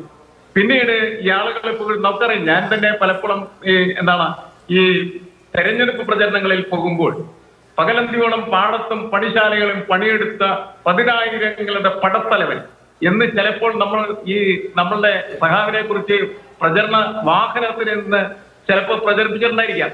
അത് നമ്മൾ ചെയ്തിട്ടുള്ള ഒരു കാര്യമാണ്. പക്ഷെ അത് തെരഞ്ഞെടുപ്പ് വേളയിൽ മാത്രം സംഭവിച്ചിരുന്ന കാര്യങ്ങളാണ്. അത്തരത്തിലാണ് ഇതൊക്കെ വരുന്നതെങ്കിൽ പ്രശ്നമില്ല. പക്ഷെ അതല്ല, നമുക്കറിയാം മെഗാ തിരുവേദിയുടെ കാലഘട്ടം മുതലേ യഥാർത്ഥത്തിൽ വലിയ മാറ്റം നമ്മളുടെ സമൂഹത്തിനകത്ത് സംഭവിച്ചു കഴിഞ്ഞിരിക്കുകയാണ് ചെയ്യുന്നത്. അത് നേതാവിനെ പുകഴ്ത്തുന്നതായി തരികയും ഒറ്റ നേതാവ് എല്ലാ കാര്യങ്ങളും തീരുമാനിക്കുന്ന തരത്തിലേക്ക് എത്തിച്ചേരുകയും ചെയ്യുന്ന തരത്തിലുള്ള വലിയ അപകടം ഇതിനകത്തുണ്ട്. ഇത് DAയുടെ പ്രശ്നമോ DA കുടിയേശിയുടെ പ്രശ്നമോ അല്ലെങ്കിൽ ജീവനക്കാരുടെ അവർക്ക് കിട്ടുന്നതായിട്ടുള്ള ആനുകൂല്യങ്ങൾ കിട്ടുന്നതിന്റെ തടഞ്ഞു വെക്കുന്നതിന്റെ പ്രശ്നമല്ല. അങ്ങനെയല്ല അത് ചർച്ച ചെയ്യേണ്ടത്. അങ്ങനെ ചർച്ച ചെയ്യുന്നത് വളരെ അപകടകരമാണ് എന്നാണ് ഞാൻ പറയുന്നത്. ഇതിൽ നിലനിൽക്കുന്നതായിട്ടുള്ള ജനാധിപത്യ വിരുദ്ധത എന്താണ്? ഇതിൽ നിലനിൽക്കുന്നതായിട്ടുള്ള ജനങ്ങൾക്കെതിരായിട്ടുള്ള കാഴ്ചപ്പാട് എന്താണ്? ആ രീതിയിലാണ് ചർച്ച ചെയ്യേണ്ടത്. ഏത് രാഷ്ട്രീയ പാർട്ടിയിലെന്നുള്ള പ്രശ്നമല്ല. ഏത് രാഷ്ട്രീയക്കാരനും നമ്മുടെ മുന്നിൽ വന്നു നിന്ന് പഴയ കാലത്തെ ഫ്യൂഡൽ മാടമ്പിയായി നിൽക്കാൻ നമ്മൾ അനുവദിക്കില്ല എന്ന് പറയുന്നതായിട്ടുള്ള മനസ്സാണ് മനുഷ്യനുണ്ടാവേണ്ടത് എന്നുള്ളതാണ്. ഞങ്ങൾ നേരത്തേക്ക് നമ്മളുടെ പല സഹാക്കൾ എന്നാണ് പറഞ്ഞിരുന്നത്. സഹാക്കൾ മന്ത്രിയായി കഴിയുമ്പോൾ അദ്ദേഹത്തിന്റെ വീട്ടിൽ ചെല്ലുന്ന സമയത്ത് സഹാവിന്റെ എന്ന് ചോദിക്കുന്ന സഹാവിന്റെ ഭാര്യ തിരിച്ചു പറയുന്നത് എന്താണ്? സാർ ഇവിടെ ഇല്ല എന്ന്. ഇതാണ് മാറ്റം. ആ മാറ്റമാണ് നമ്മുടെ സമൂഹത്തിനകത്ത് കമ്മ്യൂണിസ്റ്റ് പ്രസ്ഥാനത്തിന്റെ നേതാക്കൾക്ക് സംഭവിച്ചായിട്ടുള്ള ദുരന്തമായി മാറിക്കഴിഞ്ഞിരിക്കുന്നത്. കമ്മ്യൂണിസ്റ്റ് സഹാക്കൾ എല്ലാവരും തുല്യരായിട്ട് കണക്കാക്കപ്പെട്ടിരുന്നതാണ്. ആ തുല്യതയാണ് സമൂഹത്തിന് ആവശ്യമുള്ളത്. ആ തുല്യത ആവശ്യമുണ്ടാകുമ്പോൾ മന്ത്രിയും നമ്മളെ തമ്മിൽ വ്യത്യാസമില്ല എന്ന് വിചാരിക്കാനായിട്ട് സെക്രട്ടേറിയറ്റ് ജീവനക്കാരന് കഴിയേണ്ടതില്ല. പക്ഷേ ആ സഖാവായിട്ടുള്ള ജീവനക്കാരന് അത് കഴിയണം.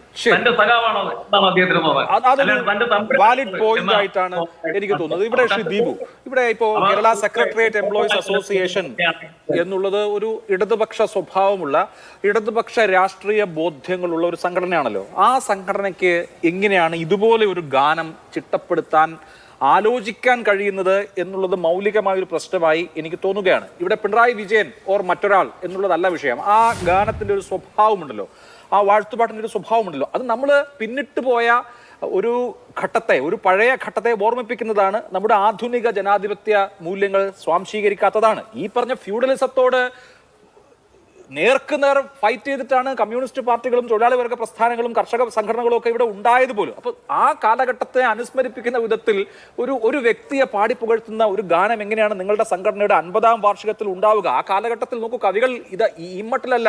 അഗതികൾ, അശരണർ, ആലംബഹീനന്മാർ, അവരുടെ ദുഃഖങ്ങൾ ആരറിയാൻ, ഇതിനൊക്കെ പ്രതികാരം ചെയ്യാതടങ്ങുമോ പതിതരെ നിങ്ങൾ തൻ പിന്മുറക്കാർ എന്ന് അന്ന് കവി പ്രത്യാശിച്ചിട്ടുണ്ട്. ഈ പിന്മുറക്കാർ പക്ഷേ ഇത് നേരെ തലതിരിച്ച് പഴയ കാര്യങ്ങളാണ് ചെയ്തുകൊണ്ടിരിക്കുന്നത്. അല്ല, ആ വാദഗതിയോട് ഞാൻ യോജിക്കുന്നില്ല. ഒന്ന് ആദ്യമേ തന്നെ പറഞ്ഞതാണ്, ഇതൊരു വാഴ്ത്തുപാട്ടോ സ്തുതിഗീതവുമോ അല്ല. അതായത് പ്രത്യേകിച്ച് ഈ സംഘടനയുടെ നേതാക്കൾക്കോ സെക്രട്ടേറിയറ്റ് ജീവനക്കാർക്കോ അല്ലെങ്കിൽ ഒരു വിഭാഗത്തിനോ എന്തെങ്കിലും ആനുകൂല്യങ്ങൾ ബഹുമാനപ്പെട്ട മുഖ്യമന്ത്രിയിൽ നിന്ന് നേടിയെടുക്കാനുള്ള ഒരു ശ്രമമല്ല ഈ ഗാനം എന്ന് പറയുന്നത്. നമുക്ക് കോമൺ കോസാണുള്ളത്. സംസ്ഥാനത്തെ മുഴുവൻ ജീവനക്കാരുടെ അധ്യാപകരുടെ ഈ മാടമ്പിയെ അല്ലെങ്കിൽ തമ്പ്രാനെ അല്ലെങ്കിൽ രാജാവിനെ പുകഴ്ത്തുക എന്നുള്ളത് ഇമ്മീഡിയറ്റ്ലി അദ്ദേഹത്തിൽ നിന്ന് എന്തായാലും കിട്ടിയാലും ഇല്ലെങ്കിലും അങ്ങനെ പുകഴ്ത്തുക എന്നുള്ളൊരു ശീലം പണ്ടുണ്ടായിരുന്നു. അത് തന്നെയാണ് നിങ്ങൾ റിപ്പീറ്റ് ചെയ്തതെന്നാണ് ഞാൻ പറയുന്നത്. പുകഴ്ത്തലല്ല, ആ പദപ്രയോഗങ്ങൾ തന്നെ അതൊരു പ്രതീകാത്മകമായിട്ടുള്ള കാര്യങ്ങളാണ്. ഒന്ന്, ബഹുമാനപ്പെട്ട മുഖ്യമന്ത്രി നമ്മുടെ സംസ്ഥാനത്തിൻ്റെ ഭരണത്തലവനാണ്. അദ്ദേഹം ഒരുപാട് ത്യാഗോജ്വലമായ പ്രവർത്തന പാരമ്പര്യമുള്ള ആളാണ്. അതിനെക്കുറിച്ച് പരാമർശിച്ച് പോകുന്ന തരത്തിലുള്ള അലങ്കാര പ്രയോഗങ്ങൾ കവി അതിൽ നടത്തി എന്നുള്ളതാണ് അസോസിയേഷൻ മനസ്സിലാക്കുന്നത്. അതിൽ നിന്ന് നമുക്ക് എന്തെങ്കിലും ഇതിന്റെ പേരിൽ സെക്രട്ടറി ജീവനക്കാർക്ക് മാത്രമായിട്ട് പ്രത്യേകിച്ച് എന്തെങ്കിലും ഇപ്പൊ ഇമ്മീഡിയറ്റ്ലി ഈ കവിത പാടിയതിന്റെ പേരിൽ നിങ്ങൾക്ക് മുഖ്യമന്ത്രി എന്തെങ്കിലും തരും എന്നല്ല ഞാൻ പറയുന്നത്. പക്ഷെ ഈ കവിതയുടെ അല്ലെങ്കിൽ ഈ പറഞ്ഞ കവിത ചൊല്ലിയതിന്റെ ഒരു നേച്ചർ, ഒരു ക്യാരക്ടർ ഉണ്ടല്ലോ, ഞാൻ അതിനെക്കുറിച്ചാണ്, അതിന്റെ സ്വഭാവത്തെക്കുറിച്ചാണ് ചോദിക്കുന്നത്. അത് ഞാൻ പാടെ വിയോജിക്കുന്നു. അതിലൊരു സ്തുതിപാഠക സ്വഭാവമില്ല, അതൊരു വ്യക്തി ആരാധനയല്ല, അത് ഒരു കോമൺ കോസ്. ഞാൻ പറഞ്ഞതല്ലോ, ഇതിൽ കോസ് ഒന്നുമില്ല, മനുഷ്യനെ പ്രകീർത്തിക്കുന്ന കാര്യം മാത്രമേ ഉള്ളൂ, അല്ലാതെ ഇതിലൊരു കോസും റിഫ്ലക്ട് ചെയ്യുന്നില്ല. എന്ത് പ്രതീകാത്മകമായിട്ടുള്ള കാര്യമാണ്.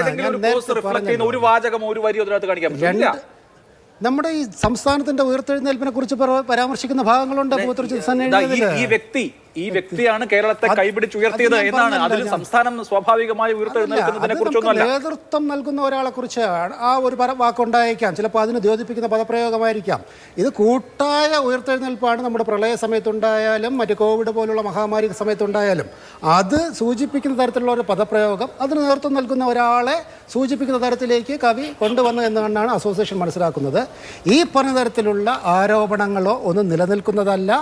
അത്തരമൊരു നിലപാടോ കാഴ്ചപ്പാടിലോ അല്ല ഇങ്ങനെ ഒരു ഗാനം രചിച്ചത്, ഈ ഗാനം അവതരിപ്പിച്ചത് ആ ഒരു നിലപാടിലല്ല എന്ന് അടിവരായിട്ട് പറയാൻ ഞാൻ ആഗ്രഹിച്ചു. ശരി, ഇവിടെ ചിത്രസേനൻ പണ്ട് കാലത്ത് നമ്മുടെ വലിയ കവികൾ പോലും ഇതുപോലെയുള്ള എന്താ പറയാ സൂക്തങ്ങൾ എഴുതിയിട്ടുണ്ട്, രചിച്ചിട്ടുണ്ട്. അപ്പൊ അവർക്കൊക്കെ അതിന് പട്ടും വളയും രാജാവ് സമ്മാനം കൊടുക്കുമായിരുന്നു.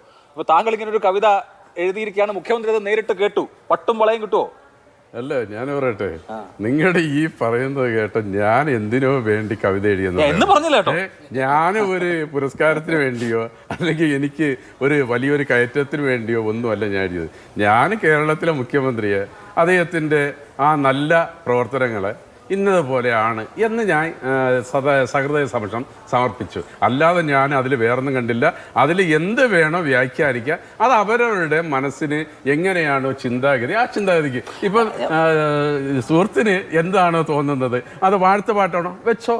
അപ്പം സാധനം തോന്നുന്നത് അത് ഒരു സ്വാഗതഗാനമാണ് വെച്ചോ, വേറൊരാൾ തോന്നുന്നത് വിപ്ലവമാണ് വെച്ചോ. എന്താണോ അവരുടെ ഭരണാധികാരി, ഇത്രയും ശ്രേഷ്ഠമായ ഒരു ഭരണാധികാരിയെ പറ്റി ഒരു കവി എന്നുള്ള നിലയിൽ ഞാനൊരു കവിത എഴുതിയത് ഇത്രയും പ്രശ്നമൊന്നും ഉണ്ടാക്കേണ്ട ഒരു കാര്യം. പണ്ടത്തെ രാജാക്കന്മാര് പുരസ്കാരമൊക്കെ നൽകുമായിരുന്നു. പുരസ്കാരമല്ല എനിക്ക് ഇന്നലെ കിട്ടിയത്, പുരസ്കാരത്തിന് അപ്പുറമാണ് കാര്യം. ഈ കേരളത്തിന്റെ പ്രിയപ്പെട്ട മുഖ്യമന്ത്രി ഈ കവിതയെ എല്ലാവരും എന്നെ എഴുത്തുമ്പോൾ ഒരാളെങ്കിലും പുകഴ്ത്താണ്ടെന്ന് പറയുമ്പോൾ ആ ഒരാള് ഒരു കവിയ. ശരി, അപ്പൊ അത് തന്നെയാണ് ഏറ്റവും വലിയൊരു അംഗീകാരം. ഇന്നലെ മുഖ്യമന്ത്രി വേറൊരു നിലപാടെടുത്തിരുന്നെങ്കിൽ ഇന്ന് ഈ പാട്ട് ഒഴിവാക്കുമായിരുന്നു. പോയിന്റ് പറയുന്നത് എനിക്ക് തോന്നുന്നത് മുഖ്യമന്ത്രി നമുക്ക് ഇതിനകത്ത് പ്രതിസ്ഥാനം നിർത്തേണ്ട കാര്യമില്ല. യഥാർത്ഥത്തിൽ മുഖ്യമന്ത്രി അങ്ങനെ ഒരു പാട്ട് കേട്ടോണ്ടിരുമ്പോൾ നിർത്ത് എന്ന് പറഞ്ഞാലായിരിക്കും അതിനകത്തൊരു അസ്വാഭാവികത ഉള്ളത്. ആലോചിച്ചു, നമ്മളെ കന്യാകുമാരി ഗുഹയ്ക്കകത്ത് 4 ക്യാമറയും 4 ചുറ്റിരുന്ന് നരേന്ദ്രമോദി നടത്തിയൊരു ഷോ നമ്മളെ മനസ്സിനകത്തുണ്ട്. അത് എന്തൊരു വൈകൃതമായിരുന്നു അത് ജനാധിപത്യം. നരേന്ദ്രമോദിയെ ചാരി പിണറായി വിജയൻ അടിക്കണോ? അല്ല, അങ്ങനല്ല, ആ തരത്തിലല്ല പറഞ്ഞത്. ആ ഒരു തലത്തിൽ കാണരുത്. ഇത് ഇദ്ദേഹം അറിയാത്തൊരു സാധനം ഇവർ തയ്യാറാക്കി അവതരിപ്പിച്ചു. ആ തയ്യാറാക്കി അവതരിപ്പിച്ചപ്പോൾ അതിനൊരു ഭംഗിയുണ്ട്. അല്ലെങ്കിൽ പാട്ട് മോശമായിരുന്നെങ്കിൽ ഇപ്പം ആരും ചർച്ച ചെയ്യില്ല. ഈ പാട്ടിന് ഒരു സൗന്ദര്യമുണ്ട്. ആ സൗന്ദര്യം ഉള്ളതുകൊണ്ട് ചർച്ച ചെയ്യപ്പെട്ടത്. അതാണ് ഞാൻ നേരത്തെ ഇവിടെ പറഞ്ഞ പണ്ടും ഇപ്പൊ മന്നവേന്ദ്ര വിളങ്ങുന്നു ചന്ദ്രനെ പോലെ സൗന്ദര്യമില്ലേ? കാലത്തിനനുസരിച്ച് മാറണ്ടേ? എപ്പോഴും നമുക്ക് പഴയതുപോലെ, കാരണം ഇപ്പൊ ഒരുപാട് മാറ്റം വന്നില്ല. ലോകം മാറിയില്ലേ? ലോകം മാറി എങ്ങനെയാണ് ആ മാറ്റം? വലത്തോട്ടാണ്, വ്യക്തി കേന്ദ്രീകൃതമായി ഏതെങ്കിലും ഒരു ബിംബങ്ങൾ ഉണ്ടാക്കുക എന്നുള്ള മാറ്റമാണ് വരുന്നത്. കൃത്യമായ ചർച്ചകൾ നടക്കുന്ന ഒരു പാർട്ടിയാണ് എന്നാണ് എന്റെ വിശ്വാസം. ശരി, അപ്പൊ നമുക്കിപ്പോ പട്ടും വളയും പോയിട്ട് പുട്ടും കടലയും പോലും കിട്ടാൻ സാധ്യതയില്ല. ഇവിടെ ഇപ്പോ നമ്മൾ 30-35 കൊല്ലം മുമ്പാണ് ശ്രീനിവാസനും അതുപോലെ തന്നെ സത്യനന്ദിക്കാടും കൂടി സന്ദേശം എന്ന് പറഞ്ഞ സിനിമ ഇറക്കുന്നത്. ഇപ്പോഴും കേരളത്തിലെ ഏറ്റവും വലിയ പൊളിറ്റിക്കൽ സറ്റയറായിട്ട് നമ്മൾ കാണുന്നത് ഈ സന്ദേശമാണ്. ആ സന്ദേശത്തിൽ ശ്രീനിവാസൻ പെണ്ണ് കാണാൻ പോകുന്ന രംഗമുണ്ട്. അപ്പോൾ അതിൽ അദ്ദേഹം വധുവിനോട്, നവവധു ആവാൻ പോകുന്ന പെൺകുട്ടിയോട് പറയുന്നുണ്ട്, ഒരു രക്തഹാരം ഞാൻ അങ്ങോട്ടിടും, ഒരു രക്തഹാരം ഇങ്ങോട്ടിടും, അതിനുശേഷം ഞങ്ങളുടെ സഖാക്കൾ പാർട്ടി സൂക്തങ്ങൾ ഉറക്ക ചൊല്ലുമെന്ന്. ഈ 35 കൊല്ലം കഴിഞ്ഞ് ഇപ്പോഴാണ് ശ്രീനിവാസൻ ഇത് എഴുതുന്നതെങ്കിൽ രക്തഹാരം കഴിഞ്ഞിട്ട് അത് കഴിഞ്ഞ് ഞങ്ങളുടെ സഖാക്കൾ പിണറായി സൂക്തങ്ങൾ ഉറക്ക ചൊല്ലും എന്ന് എഴുതിയേനല്ലേ? അങ്ങനെ നമുക്ക് ഇതിനകത്ത് ആ ഒരു തലത്തിലേക്ക് അഭിലാഷെ കാണണോ? എനിക്ക് വീണ്ടും അതാണ് സംശയം. നമ്മൾ ഈ ഒരു ജനാധിപത്യ രാജ്യത്തുണ്ടാകുന്ന ചില പ്രശ്നങ്ങൾ എല്ലായിടത്തും ഉണ്ടാവും. അതെല്ലാ പാർട്ടിയിലും ഉണ്ടാവും. കമ്മ്യൂണിസ്റ്റ് പാർട്ടികളിലല്ല, എല്ലാ പാർട്ടികളിലും ഉണ്ടാവും. അത് ഏറെയും കുറഞ്ഞു ഇരിക്കും.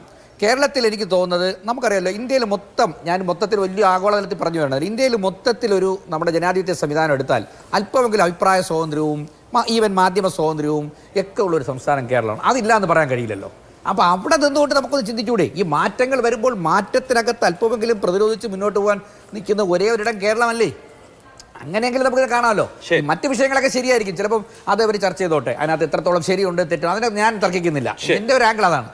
ശരി, ഇതിൽ ശ്രീ ജിൻഡോ ജോൺ, ഇത് പുതിയ പോപ്പുലർ കൾച്ചർ കൂടി അനുസരിച്ച് ഇപ്പൊ നോക്കൂ, ഇപ്പൊ കേരളത്തിലെ പല ആളുകളുടെയും ചുണ്ടിൽ ചെമ്പടയ്ക്ക് കാവലാൾ എന്ന വരിയുണ്ട്. താങ്കൾ നേരത്തെ പറഞ്ഞ തിരുവാതിരപ്പാട്ടിലെ പൂവരണി നമ്പൂതിരി എഴുതിയ തിരുവാതിരപ്പാട്ട്, പാർവണേന്ദു മുഖി കഴിഞ്ഞാൽ പിന്നെ കേരളത്തിലെ ഏറ്റവും പോപ്പുലർ തിരുവാതിര സോങ് ഇപ്പൊ അതാണ്. അല്ല, പോപ്പുലർ ആകാൻ വേണ്ടിയിട്ട് പല മാർഗങ്ങളുണ്ട്. അത് നല്ല കാര്യം ചെയ്തും മോശം കാര്യം ചെയ്തും അല്ലെങ്കിൽ സ്വയം ട്രോളിയും ഒക്കെ പോപ്പുലർ ആകാം, പല രീതിയിലുണ്ടല്ലോ. ഇപ്പോൾ ബോബി ചെമ്മണ്ണൂർ പോപ്പുലറായി, അതൊരു നല്ല മാതൃകയാണെന്ന് ഞാൻ അംഗീകരിക്കുന്നില്ല, എനിക്ക് തോന്നുന്നില്ല. പല രീതിയിൽ ആളുകൾ പോപ്പുലർ ആകുന്നുണ്ട്. അപ്പോൾ ഇത് അങ്ങനെ ഒരു മാർഗമാണെങ്കിൽ അവർ സ്വീകരിച്ചോട്ടെ. കേരളത്തിലെ മാർക്സിസ്റ്റ് പാർട്ടി നേതാക്കന്മാർക്കും സർവീസ് സംഘടനാ നേതാക്കന്മാർക്കും അത്തരത്തിൽ തോന്നുന്നുണ്ടെങ്കിൽ അവരുടെ വിപ്ലവകരമായിട്ടുള്ള മാറ്റം ആയിട്ട് നമ്മളത് ഉൾക്കൊള്ളണമല്ലോ. ഇവിടെ നവകേരള സൃഷ്ടി നടത്താൻ വേണ്ടിയിട്ട് നവകേരള ബസ്സിൽ പോയ മുഖ്യമന്ത്രി കേരളത്തിൽ സാധാരണക്കാരെ കണ്ടില്ല. അങ്ങനെയുള്ള ഒരു മുഖ്യമന്ത്രിയെ കുറിച്ചിട്ട് ഇത്രത്തോളം വലിയ വാഴ്ത്തുപാട്ടുകൾ പാടിയിട്ട് കവിക്ക് ഇഷ്ടമുള്ളതൊക്കെ പാടും, അത് കവിയുടെ സ്വാതന്ത്ര്യമാണ്, ആരെതിർത്താലും ഞാനത് ചെയ്യും എന്നൊക്കെ പറയുന്നത് കുഴപ്പമില്ല, അത് അവരുടെ സ്വാതന്ത്ര്യമാണ്. പക്ഷേ കേരളം ഭരിക്കുന്ന മുഖ്യമന്ത്രിയെ കുറിച്ച് കേരളത്തിലെ ജനങ്ങൾ നേരിട്ട് അനുഭവിക്കുന്ന പ്രയാസങ്ങൾ, അദ്ദേഹത്തിന്റെ ഭാഗത്ത് നിന്ന് നമ്മൾ നേരിട്ട് കാണുന്ന പല കാര്യങ്ങളും, അതിന് ഘടകവിരുദ്ധമായിട്ടുള്ള കാര്യങ്ങൾ സംഭവിക്കുമ്പോൾ ഈ കവിതയെ ചോദ്യം ചെയ്യാനും പൊതുസമൂഹത്തിന് അവകാശമുണ്ട്. കവിതയെ ഞങ്ങൾ ചോദ്യം ചെയ്യും. അപ്പോൾ അത് വാഴ്ത്തുപാട്ടുകൾക്കെതിരെ പറഞ്ഞു എന്ന് പറഞ്ഞ് ആക്ഷേപിക്കാൻ പാടില്ല. ഇവിടെ ഇത്തരം വാഴ്ത്തുപാട്ടുകളിൽ ചിരിക്കുന്ന, സന്തോഷിക്കുന്ന, ഇടയ്ക്കൊക്കെ ഇത്തരം വാഴ്ത്തുപാട്ട് വരുന്ന അംഗീകരിക്കുന്ന ഒരു വലിയ നേതാവുണ്ട്. ഉത്തര കൊറിയയ്ക്ക് സമാനമായിട്ട് കേരളം ഭരിക്കുന്ന കിങ് കാരണഭൂതൻ ഉൻ എന്നൊക്കെ പറയാവുന്ന രീതിയിൽ. നാളെ ഇവരത് പറയും, മുഖ്യമന്ത്രി പിണറായി വിജയൻ മുടിവെട്ടുന്ന പോലെ നാളെ നിങ്ങൾ ആരും മുടിവെട്ടിയേക്കരുത്, അദ്ദേഹം മുണ്ടെടുക്കുന്ന പോലെ നാളെ ആരും മുണ്ടെടുത്തേക്കരുത് എന്നൊക്കെ പറഞ്ഞ് തീരുമാനിച്ചാൽ നമ്മൾ എന്ത് ചെയ്യും അഭിലാഷേ? കുറെ കാലം മുമ്പ് കറുത്ത ഉടുപ്പും കറുത്ത മാസ്കും കറുത്ത പാൻറ്റും ഇട്ടാൽ ചുട്ട അടി കിട്ടുമായിരുന്നു പോലീസുകാരുടെ കയ്യിൽ നിന്ന്, അതുപോലെ മുഖ്യമന്ത്രിയുടെ ഗൺമാന്റെ കയ്യിൽ നിന്ന്. മുദ്രാവാക്യം വിളിച്ചാൽ അടിച്ച് അകത്തിടും, കൊല്ലാൻ നോക്കിയെന്ന് പറഞ്ഞ് ഇതൊക്കെ നടക്കുന്ന കാലഘട്ടത്തിൽ ഇത്തരം കാര്യങ്ങളൊക്കെ സംഭവിക്കും. അപ്പോൾ മാർക്സിസ്റ്റ് കവികൾ ഒരു മനുഷ്യരെ കാണാതെയാണ് ഈ കവികളൊക്കെ കവിത എഴുതുന്നത് എനിക്ക് തോന്നുന്നത്. ഈ വാഴ്ത്തുപാട്ട് പാടിയപ്പോൾ അദ്ദേഹം പറയുന്നത് എന്താ, ഇത് വാഴ്ത്തുപാട്ടാണോ? ആയിക്കോ, നിങ്ങൾ അങ്ങനെ പറഞ്ഞോ. വിപ്ലവഗാനമാണോ? നിങ്ങൾ അങ്ങനെ വെച്ചോ. അല്ലെങ്കിൽ ഇത് മുഖ്യമന്ത്രിയെ പുകഴ്ത്തുന്നതാണോ? അങ്ങനെ വെച്ചോ എന്നൊക്കെ പറയാണ്. ഞാൻ തിരിച്ചു ചോദിക്കുന്നത്, ഇതൊക്കെ എഴുതിയപ്പോൾ അദ്ദേഹത്തിന് സെക്രട്ടേറിയറ്റ് എംപ്ലോയീസ് അസോസിയേഷന്റെ മുൻനിര നേതാക്കന്മാരിൽ നിന്ന് അദ്ദേഹത്തിന് കിട്ടി എന്താ? പുനർനിയമനം വെച്ചോ, കാറ് വെച്ചോ, AC കാറ് വെച്ചോ, ഡ്രൈവറെ വെച്ചോ, മറ്റു സൗകര്യങ്ങൾ വെച്ചോ. അതിനെക്കുറിച്ച് ഞാൻ ചോദിച്ചപ്പോൾ അദ്ദേഹത്തിന് മറുപടി ഇല്ല. അദ്ദേഹം മറുപടി പറയണം. കേരളത്തിലെ ചെറുപ്പക്കാർക്ക്, ഉദ്യോഗാർത്ഥികൾ കേരളത്തിന്റെ തെരുവിൽ PSC ഉദ്യോഗാർത്ഥികൾ മുട്ടിലഴിഞ്ഞ് സമരം ചെയ്തു. ആ ഉദ്യോഗാർത്ഥികളിൽ ഒരാൾക്കെങ്കിലും കിട്ടുന്ന ഒരു നിയമനമാണ് താങ്കൾക്ക് പുനർനിയമനമായിട്ട് കിട്ടിയിരിക്കുന്നത് എന്നാണ് ഞാൻ മനസ്സിലാക്കുന്നത്. എങ്കിൽ എന്റെ വാദം തെറ്റാണെങ്കിൽ താങ്കൾ അത് ഖണ്ഡിക്കണം, അല്ലെങ്കിൽ താങ്കൾ മറുപടി പറയണം. അല്ലാതെ മുഖ്യമന്ത്രിയുടെ മകളുടെ മാസപ്പടിയെ കുറിച്ച് ചോദിക്കുമ്പോൾ അദ്ദേഹത്തിന് വോയിസ് റെസ്റ്റ് ഉണ്ടാകുന്നത് പോലെ താങ്കളും വോയിസ് റെസ്റ്റ് എടുക്കാൻ പാടില്ല. ഇത്രയും വലിയ കവിത എഴുതിയ ഈ ശ്രേഷ്ഠ പട്ടം കിട്ടേണ്ട കവിക്ക് താങ്കളുമായി ബന്ധപ്പെട്ട ഒരു ചോദ്യം ചോദിക്കുമ്പോൾ എന്തുകൊണ്ടാണ് മറുപടി ഇല്ലാതെ പോകുന്നത്? ശരി, ഓക്കെ. ഔദ്യോഗിക കാറുണ്ടോ? ഔദ്യോഗിക കാർ എന്ന് പറയുന്നത് ഒരു കാര്യം ചെയ്യുക, അവിടെ ഒന്ന് വന്ന് നോക്കുക. ആ കാർ, അതെ, ഔദ്യോഗിക കാറ് ഉണ്ടോ എന്ന് അവിടെ വന്ന് നോക്കുക. ഔദ്യോഗിക കാറും ഇല്ല.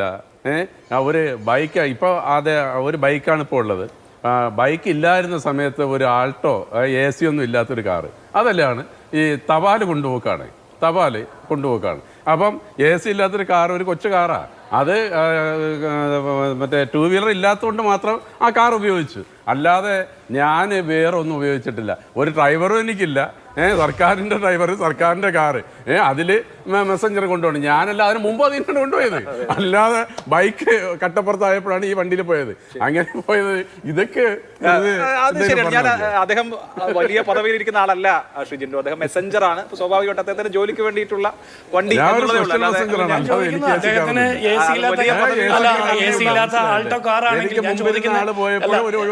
ഞാൻ ചോദിക്കുന്ന അഭിലാഷേ, AC ഇല്ലാത്ത കാറാണെങ്കിൽ അല്ല, ഒറ്റ കാര്യമുള്ളൂ, മേടിക്കാൻ വെച്ചിരിക്കുന്ന പണത്തിൽ നിന്ന് ഒരു ചെറിയ തുക കൊടുത്തിട്ടുണ്ട്, അല്ലെങ്കിൽ വേറെ മന്ത്രിമാരുടെ കാറിന്റെ ടയർ മാറ്റുന്ന പണം മതി അതിൽ AC വെക്കാൻ, അതുകൂടി വെച്ചു കൊടുക്കണം. കാരണം ഇത്രയും വലിയ കവിത എഴുതിയ ആളാണല്ലോ. ഞാൻ ചോദിക്കുന്ന ചോദ്യത്തിന്റെ ബേസിക് കാര്യം എന്താണെന്ന് അറിയോ? മറ്റൊരാൾക്കെങ്കിലും ആ ജോലി കൊടുക്കാമായിരുന്നല്ലോ. എത്രയോ ചെറുപ്പക്കാർ കേരളത്തിൽ തൊഴിലില്ലാതെ അലയുന്നു. ഒരാൾക്കെങ്കിലും കൊടുക്കാമായിരുന്ന ആ തൊഴിൽ, താങ്കൾക്ക് പെൻഷനും കിട്ടാൻ സാധ്യതയുണ്ട്. അപ്പൊ ഈ സർക്കാരിന്റെ നയം എന്താണ് പ്രയോറിറ്റി? ശരി, ഓക്കെ. എനിക്കൊരു ഇടവേള കൂടി വേണം. അതിനുശേഷം ഞാൻ ഒരിക്കൽ കൂടി സമയം പോലെ അതിഥികളിലേക്ക് വരാം. ഇപ്പോൾ ഇടവേള.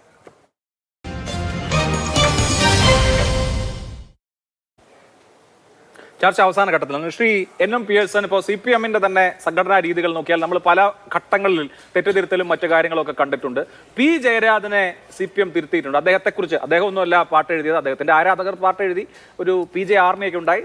അത് P. ജയരാജന് തള്ളിപ്പറയേണ്ടി വന്ന ഒരു രാഷ്ട്രീയ സാഹചര്യം CPM തന്നെ ഉണ്ടാക്കി. കാരണം അവരതിനെ വ്യക്തിപൂജ എന്ന് കണ്ട് നിരാകരിച്ചു. പക്ഷെ പിണറായി വിജയന്റെ കാര്യത്തിൽ മാത്രമാണ് ഇത്തരം കാര്യങ്ങളും തെറ്റുതിരുത്തലോ അതല്ലെങ്കിൽ കമ്മ്യൂണിസ്റ്റ് ജീവിത രീതിയോ ബൂർഷ്വാ വ്യതിയാനമോ ഒന്നും ബാധകമാകാത്തതെന്ന് തോന്നുന്നു.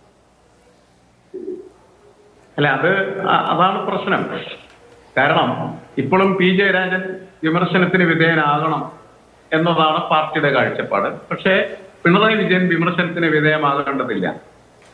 പാർട്ടിയുടെ പ്രധാനപ്പെട്ട പ്രിൻസിപ്പിൾ ഒന്നാണ് വിമർശനവും സ്വയം വിമർശനവും. ഇത് രണ്ടും പിണറായിക്ക് ബാധകമല്ല എന്ന് പറയുന്നിടത്താണ് അദ്ദേഹം തെറ്റാപരമുള്ള നേതാവായി മാറും. എന്ന് വെച്ചാൽ അദ്ദേഹത്തിന് ഒരിക്കലും തെറ്റിയല്ല, അദ്ദേഹം ചെയ്യുന്നതെല്ലാം ശരിയാണ് എന്നാണ് അതിന്റെ അർത്ഥം. തെറ്റാപരമുള്ള നേതാവ് എന്ന് പറഞ്ഞാൽ അതിന്റെ മറ്റൊരർത്ഥം ദൈവം എന്നാണ്. ദൈവത്തിനാണ് തെറ്റൊന്നും സംഭവിക്കാത്തത്, മനുഷ്യർ തെറ്റുപറ്റും. അതുകൊണ്ടാണ് കഴിഞ്ഞ ദിവസം മോദി പറഞ്ഞു, ഞാൻ മനുഷ്യനാണ്, എനിക്ക് ചില തെറ്റൊക്കെ പറ്റിയിട്ടുണ്ട് എന്ന്, അല്ലെങ്കിൽ എനിക്ക് തെറ്റ് പറ്റും എന്ന് പറഞ്ഞു. നമ്മളൊരു പ്രയോഗം എന്ന് പറയുന്നത് ടെററിസ്റ്റ് ഹ്യൂമൻ എന്നാണ്. ശരിയാണ്, മനുഷ്യർ തെറ്റുപറ്റും. പിണറായി വിജയൻ എവിടെയെങ്കിലും എന്തെങ്കിലും തെറ്റുപറ്റിയതായിട്ട് ഈ സെക്രട്ടേറിയറ്റ് സഹാക്കൾ കണ്ടെത്തിയിട്ടുണ്ടോ? എന്തെങ്കിലും കാര്യത്തിൽ അദ്ദേഹത്തിന്റെ ഈ കാലം, അദ്ദേഹത്തിന് 75 വയസ്സാറായി. അപ്പൊ ഈ കാലഘട്ടത്തിനിടയ്ക്ക് എവിടെയെങ്കിലും എന്തെങ്കിലും ചെറിയ തെറ്റ് അദ്ദേഹത്തിന് പറ്റിയിട്ടുണ്ടോ? പറ്റിയിട്ടുണ്ടെങ്കിൽ അദ്ദേഹം തിരുത്തിയിട്ടുണ്ടോ? ഇനി തെറ്റ് പറ്റിയാൽ തിരുത്തുമോ? അത് ചോദിക്കാനായിട്ടുള്ള ഒരു കാവ്യ മനസ്സ് അല്ലെങ്കിൽ കാവ്യ നീതി നിങ്ങൾക്കുണ്ടാകണം. നിങ്ങൾക്കുണ്ടായാൽ മാത്രമേ ഇടതുപക്ഷത്തിനെ രക്ഷപ്പെടാനായിട്ട് കഴിയൂ. ഇടതുപക്ഷം ദൈവങ്ങളെ നിർമ്മിക്കാനിരിക്കുന്ന പ്രസ്ഥാനമല്ല. എന്തായാലും കേരളത്തിലെങ്കിലും അങ്ങനെയല്ലെന്ന് വിശ്വസിക്കുന്ന ഒരുപാട് ഇടതുപക്ഷക്കാരുണ്ട്. ദൈവങ്ങളുടെ പിന്നാലെ സ്തുതിച്ചു പോകാനും അടിമക്കൂട്ടമായി മാറാനും ഒക്കെ കഴിയുന്നത് അത് എപ്പോഴും ആൾക്കൂട്ടത്തിന് കഴിഞ്ഞിട്ടുള്ള ഒരു കാര്യമാണ്. ആൾ ദൈവങ്ങളെ നിർമ്മിക്കലും അങ്ങനെയാണ്. അത് പാടില്ല എന്നാണ് കമ്മ്യൂണിസ്റ്റ് പാർട്ടി സഹാക്കളെ പഠിപ്പിച്ചത്. ഞാൻ നേരത്തെ പറഞ്ഞൊരു പ്രധാനപ്പെട്ട ചോദ്യം ഉണ്ടല്ലോ, അല്ലെങ്കിൽ അത് നിങ്ങൾ കേട്ടോന്ന് എനിക്കറിയാൻ പാടില്ല. അതായത് മന്ത്രിയാകുന്നതിന് മുമ്പ് സഹാവ് എന്ന് വിളിച്ചിരിക്കുന്ന നേതാവിന്റെ വീട്ടിൽ മന്ത്രിയായതിനു ശേഷം സഹാക്കൾ ചെല്ലുന്നു. സഹാവ് ഉണ്ടോ എന്ന് ചോദിക്കുമ്പോൾ സഹാവിന്റെ ഭാര്യ സഹാക്കളോട് പറയുന്നത് സാർ ഇവിടെ ഇല്ല എന്നാണ്. ഇതാണ് മാറ്റം. ഇത് സഹാക്കൾ ഈ സെക്രട്ടേറിയറ്റ് സഹാക്കളൊക്കെ പഠിക്കുക. എന്നിട്ട് അങ്ങനെയാണ് മാറി മാറി മാറി മാറി ഈ സഹാവ് എന്ന് പറയുന്ന സഹാവ് അല്ലാതായി തീരുന്നത്. അങ്ങനെ നിങ്ങൾ പിണറായി വിജയനെ സഹാവ് അല്ലാതാക്കി മാറ്റല്ലേ, അങ്ങനെ മാറ്റി നശിപ്പിക്കല്ലേ. അദ്ദേഹത്തിനെ നിങ്ങൾ നശിപ്പിക്കുകയാണ്, ഈ പാർട്ടിയെ നശിപ്പിക്കുകയാണ് ചെയ്യുന്നത്. അത് മനസ്സിലാക്കാനായിട്ടുള്ള ബോധം നിങ്ങൾക്കുണ്ടോ നല്ലതാണ്. അതായത് നിങ്ങൾ കാർ ഉപയോഗിക്കുന്നോ, നിങ്ങൾക്ക് പുനർനിയമനം കിട്ടിയിട്ടുണ്ടോ എന്നുള്ളത് സമൂഹത്തിന്റെ പ്രശ്നമല്ലെന്ന്. സമൂഹത്തിന്റെ പ്രശ്നം നിങ്ങൾ ഇങ്ങനെ ആളാക്കുവോ ഇല്ലെന്നുള്ളതാണ് പ്രശ്നം. ഓക്കെ, അങ്ങനെ നിരവധി പ്രശ്നങ്ങളുണ്ട്. എന്തായാലും ഭ്രൂണാവസ്ഥയിലുള്ള കുഞ്ഞിനും ശ്മശാനത്തിലെ മൃതദേഹത്തിനും മാത്രമേ തെറ്റുപറ്റാതെയുള്ളൂ, ബാക്കി എല്ലാ മനുഷ്യർക്കും തെറ്റുപറ്റുമെന്ന് സഖാവ് വ്ളാഡിമിർ ലെനിൻ പറഞ്ഞിട്ടുണ്ട്. എന്തായാലും കേരളത്തിലെ കമ്മ്യൂണിസ്റ്റ് പാർട്ടിയുടെ നേതാക്കൾക്ക് അങ്ങനെ ഒരു അഭിപ്രായം ഉണ്ടോ എന്നുള്ളത് എനിക്കറിയില്ല. ചർച്ച നടക്കട്ടെ. വളരെ നന്ദി എല്ലാവർക്കും. സൂപ്പർ പ്രൈം ടൈം അവസാനിക്കുന്നു. നമസ്കാരം.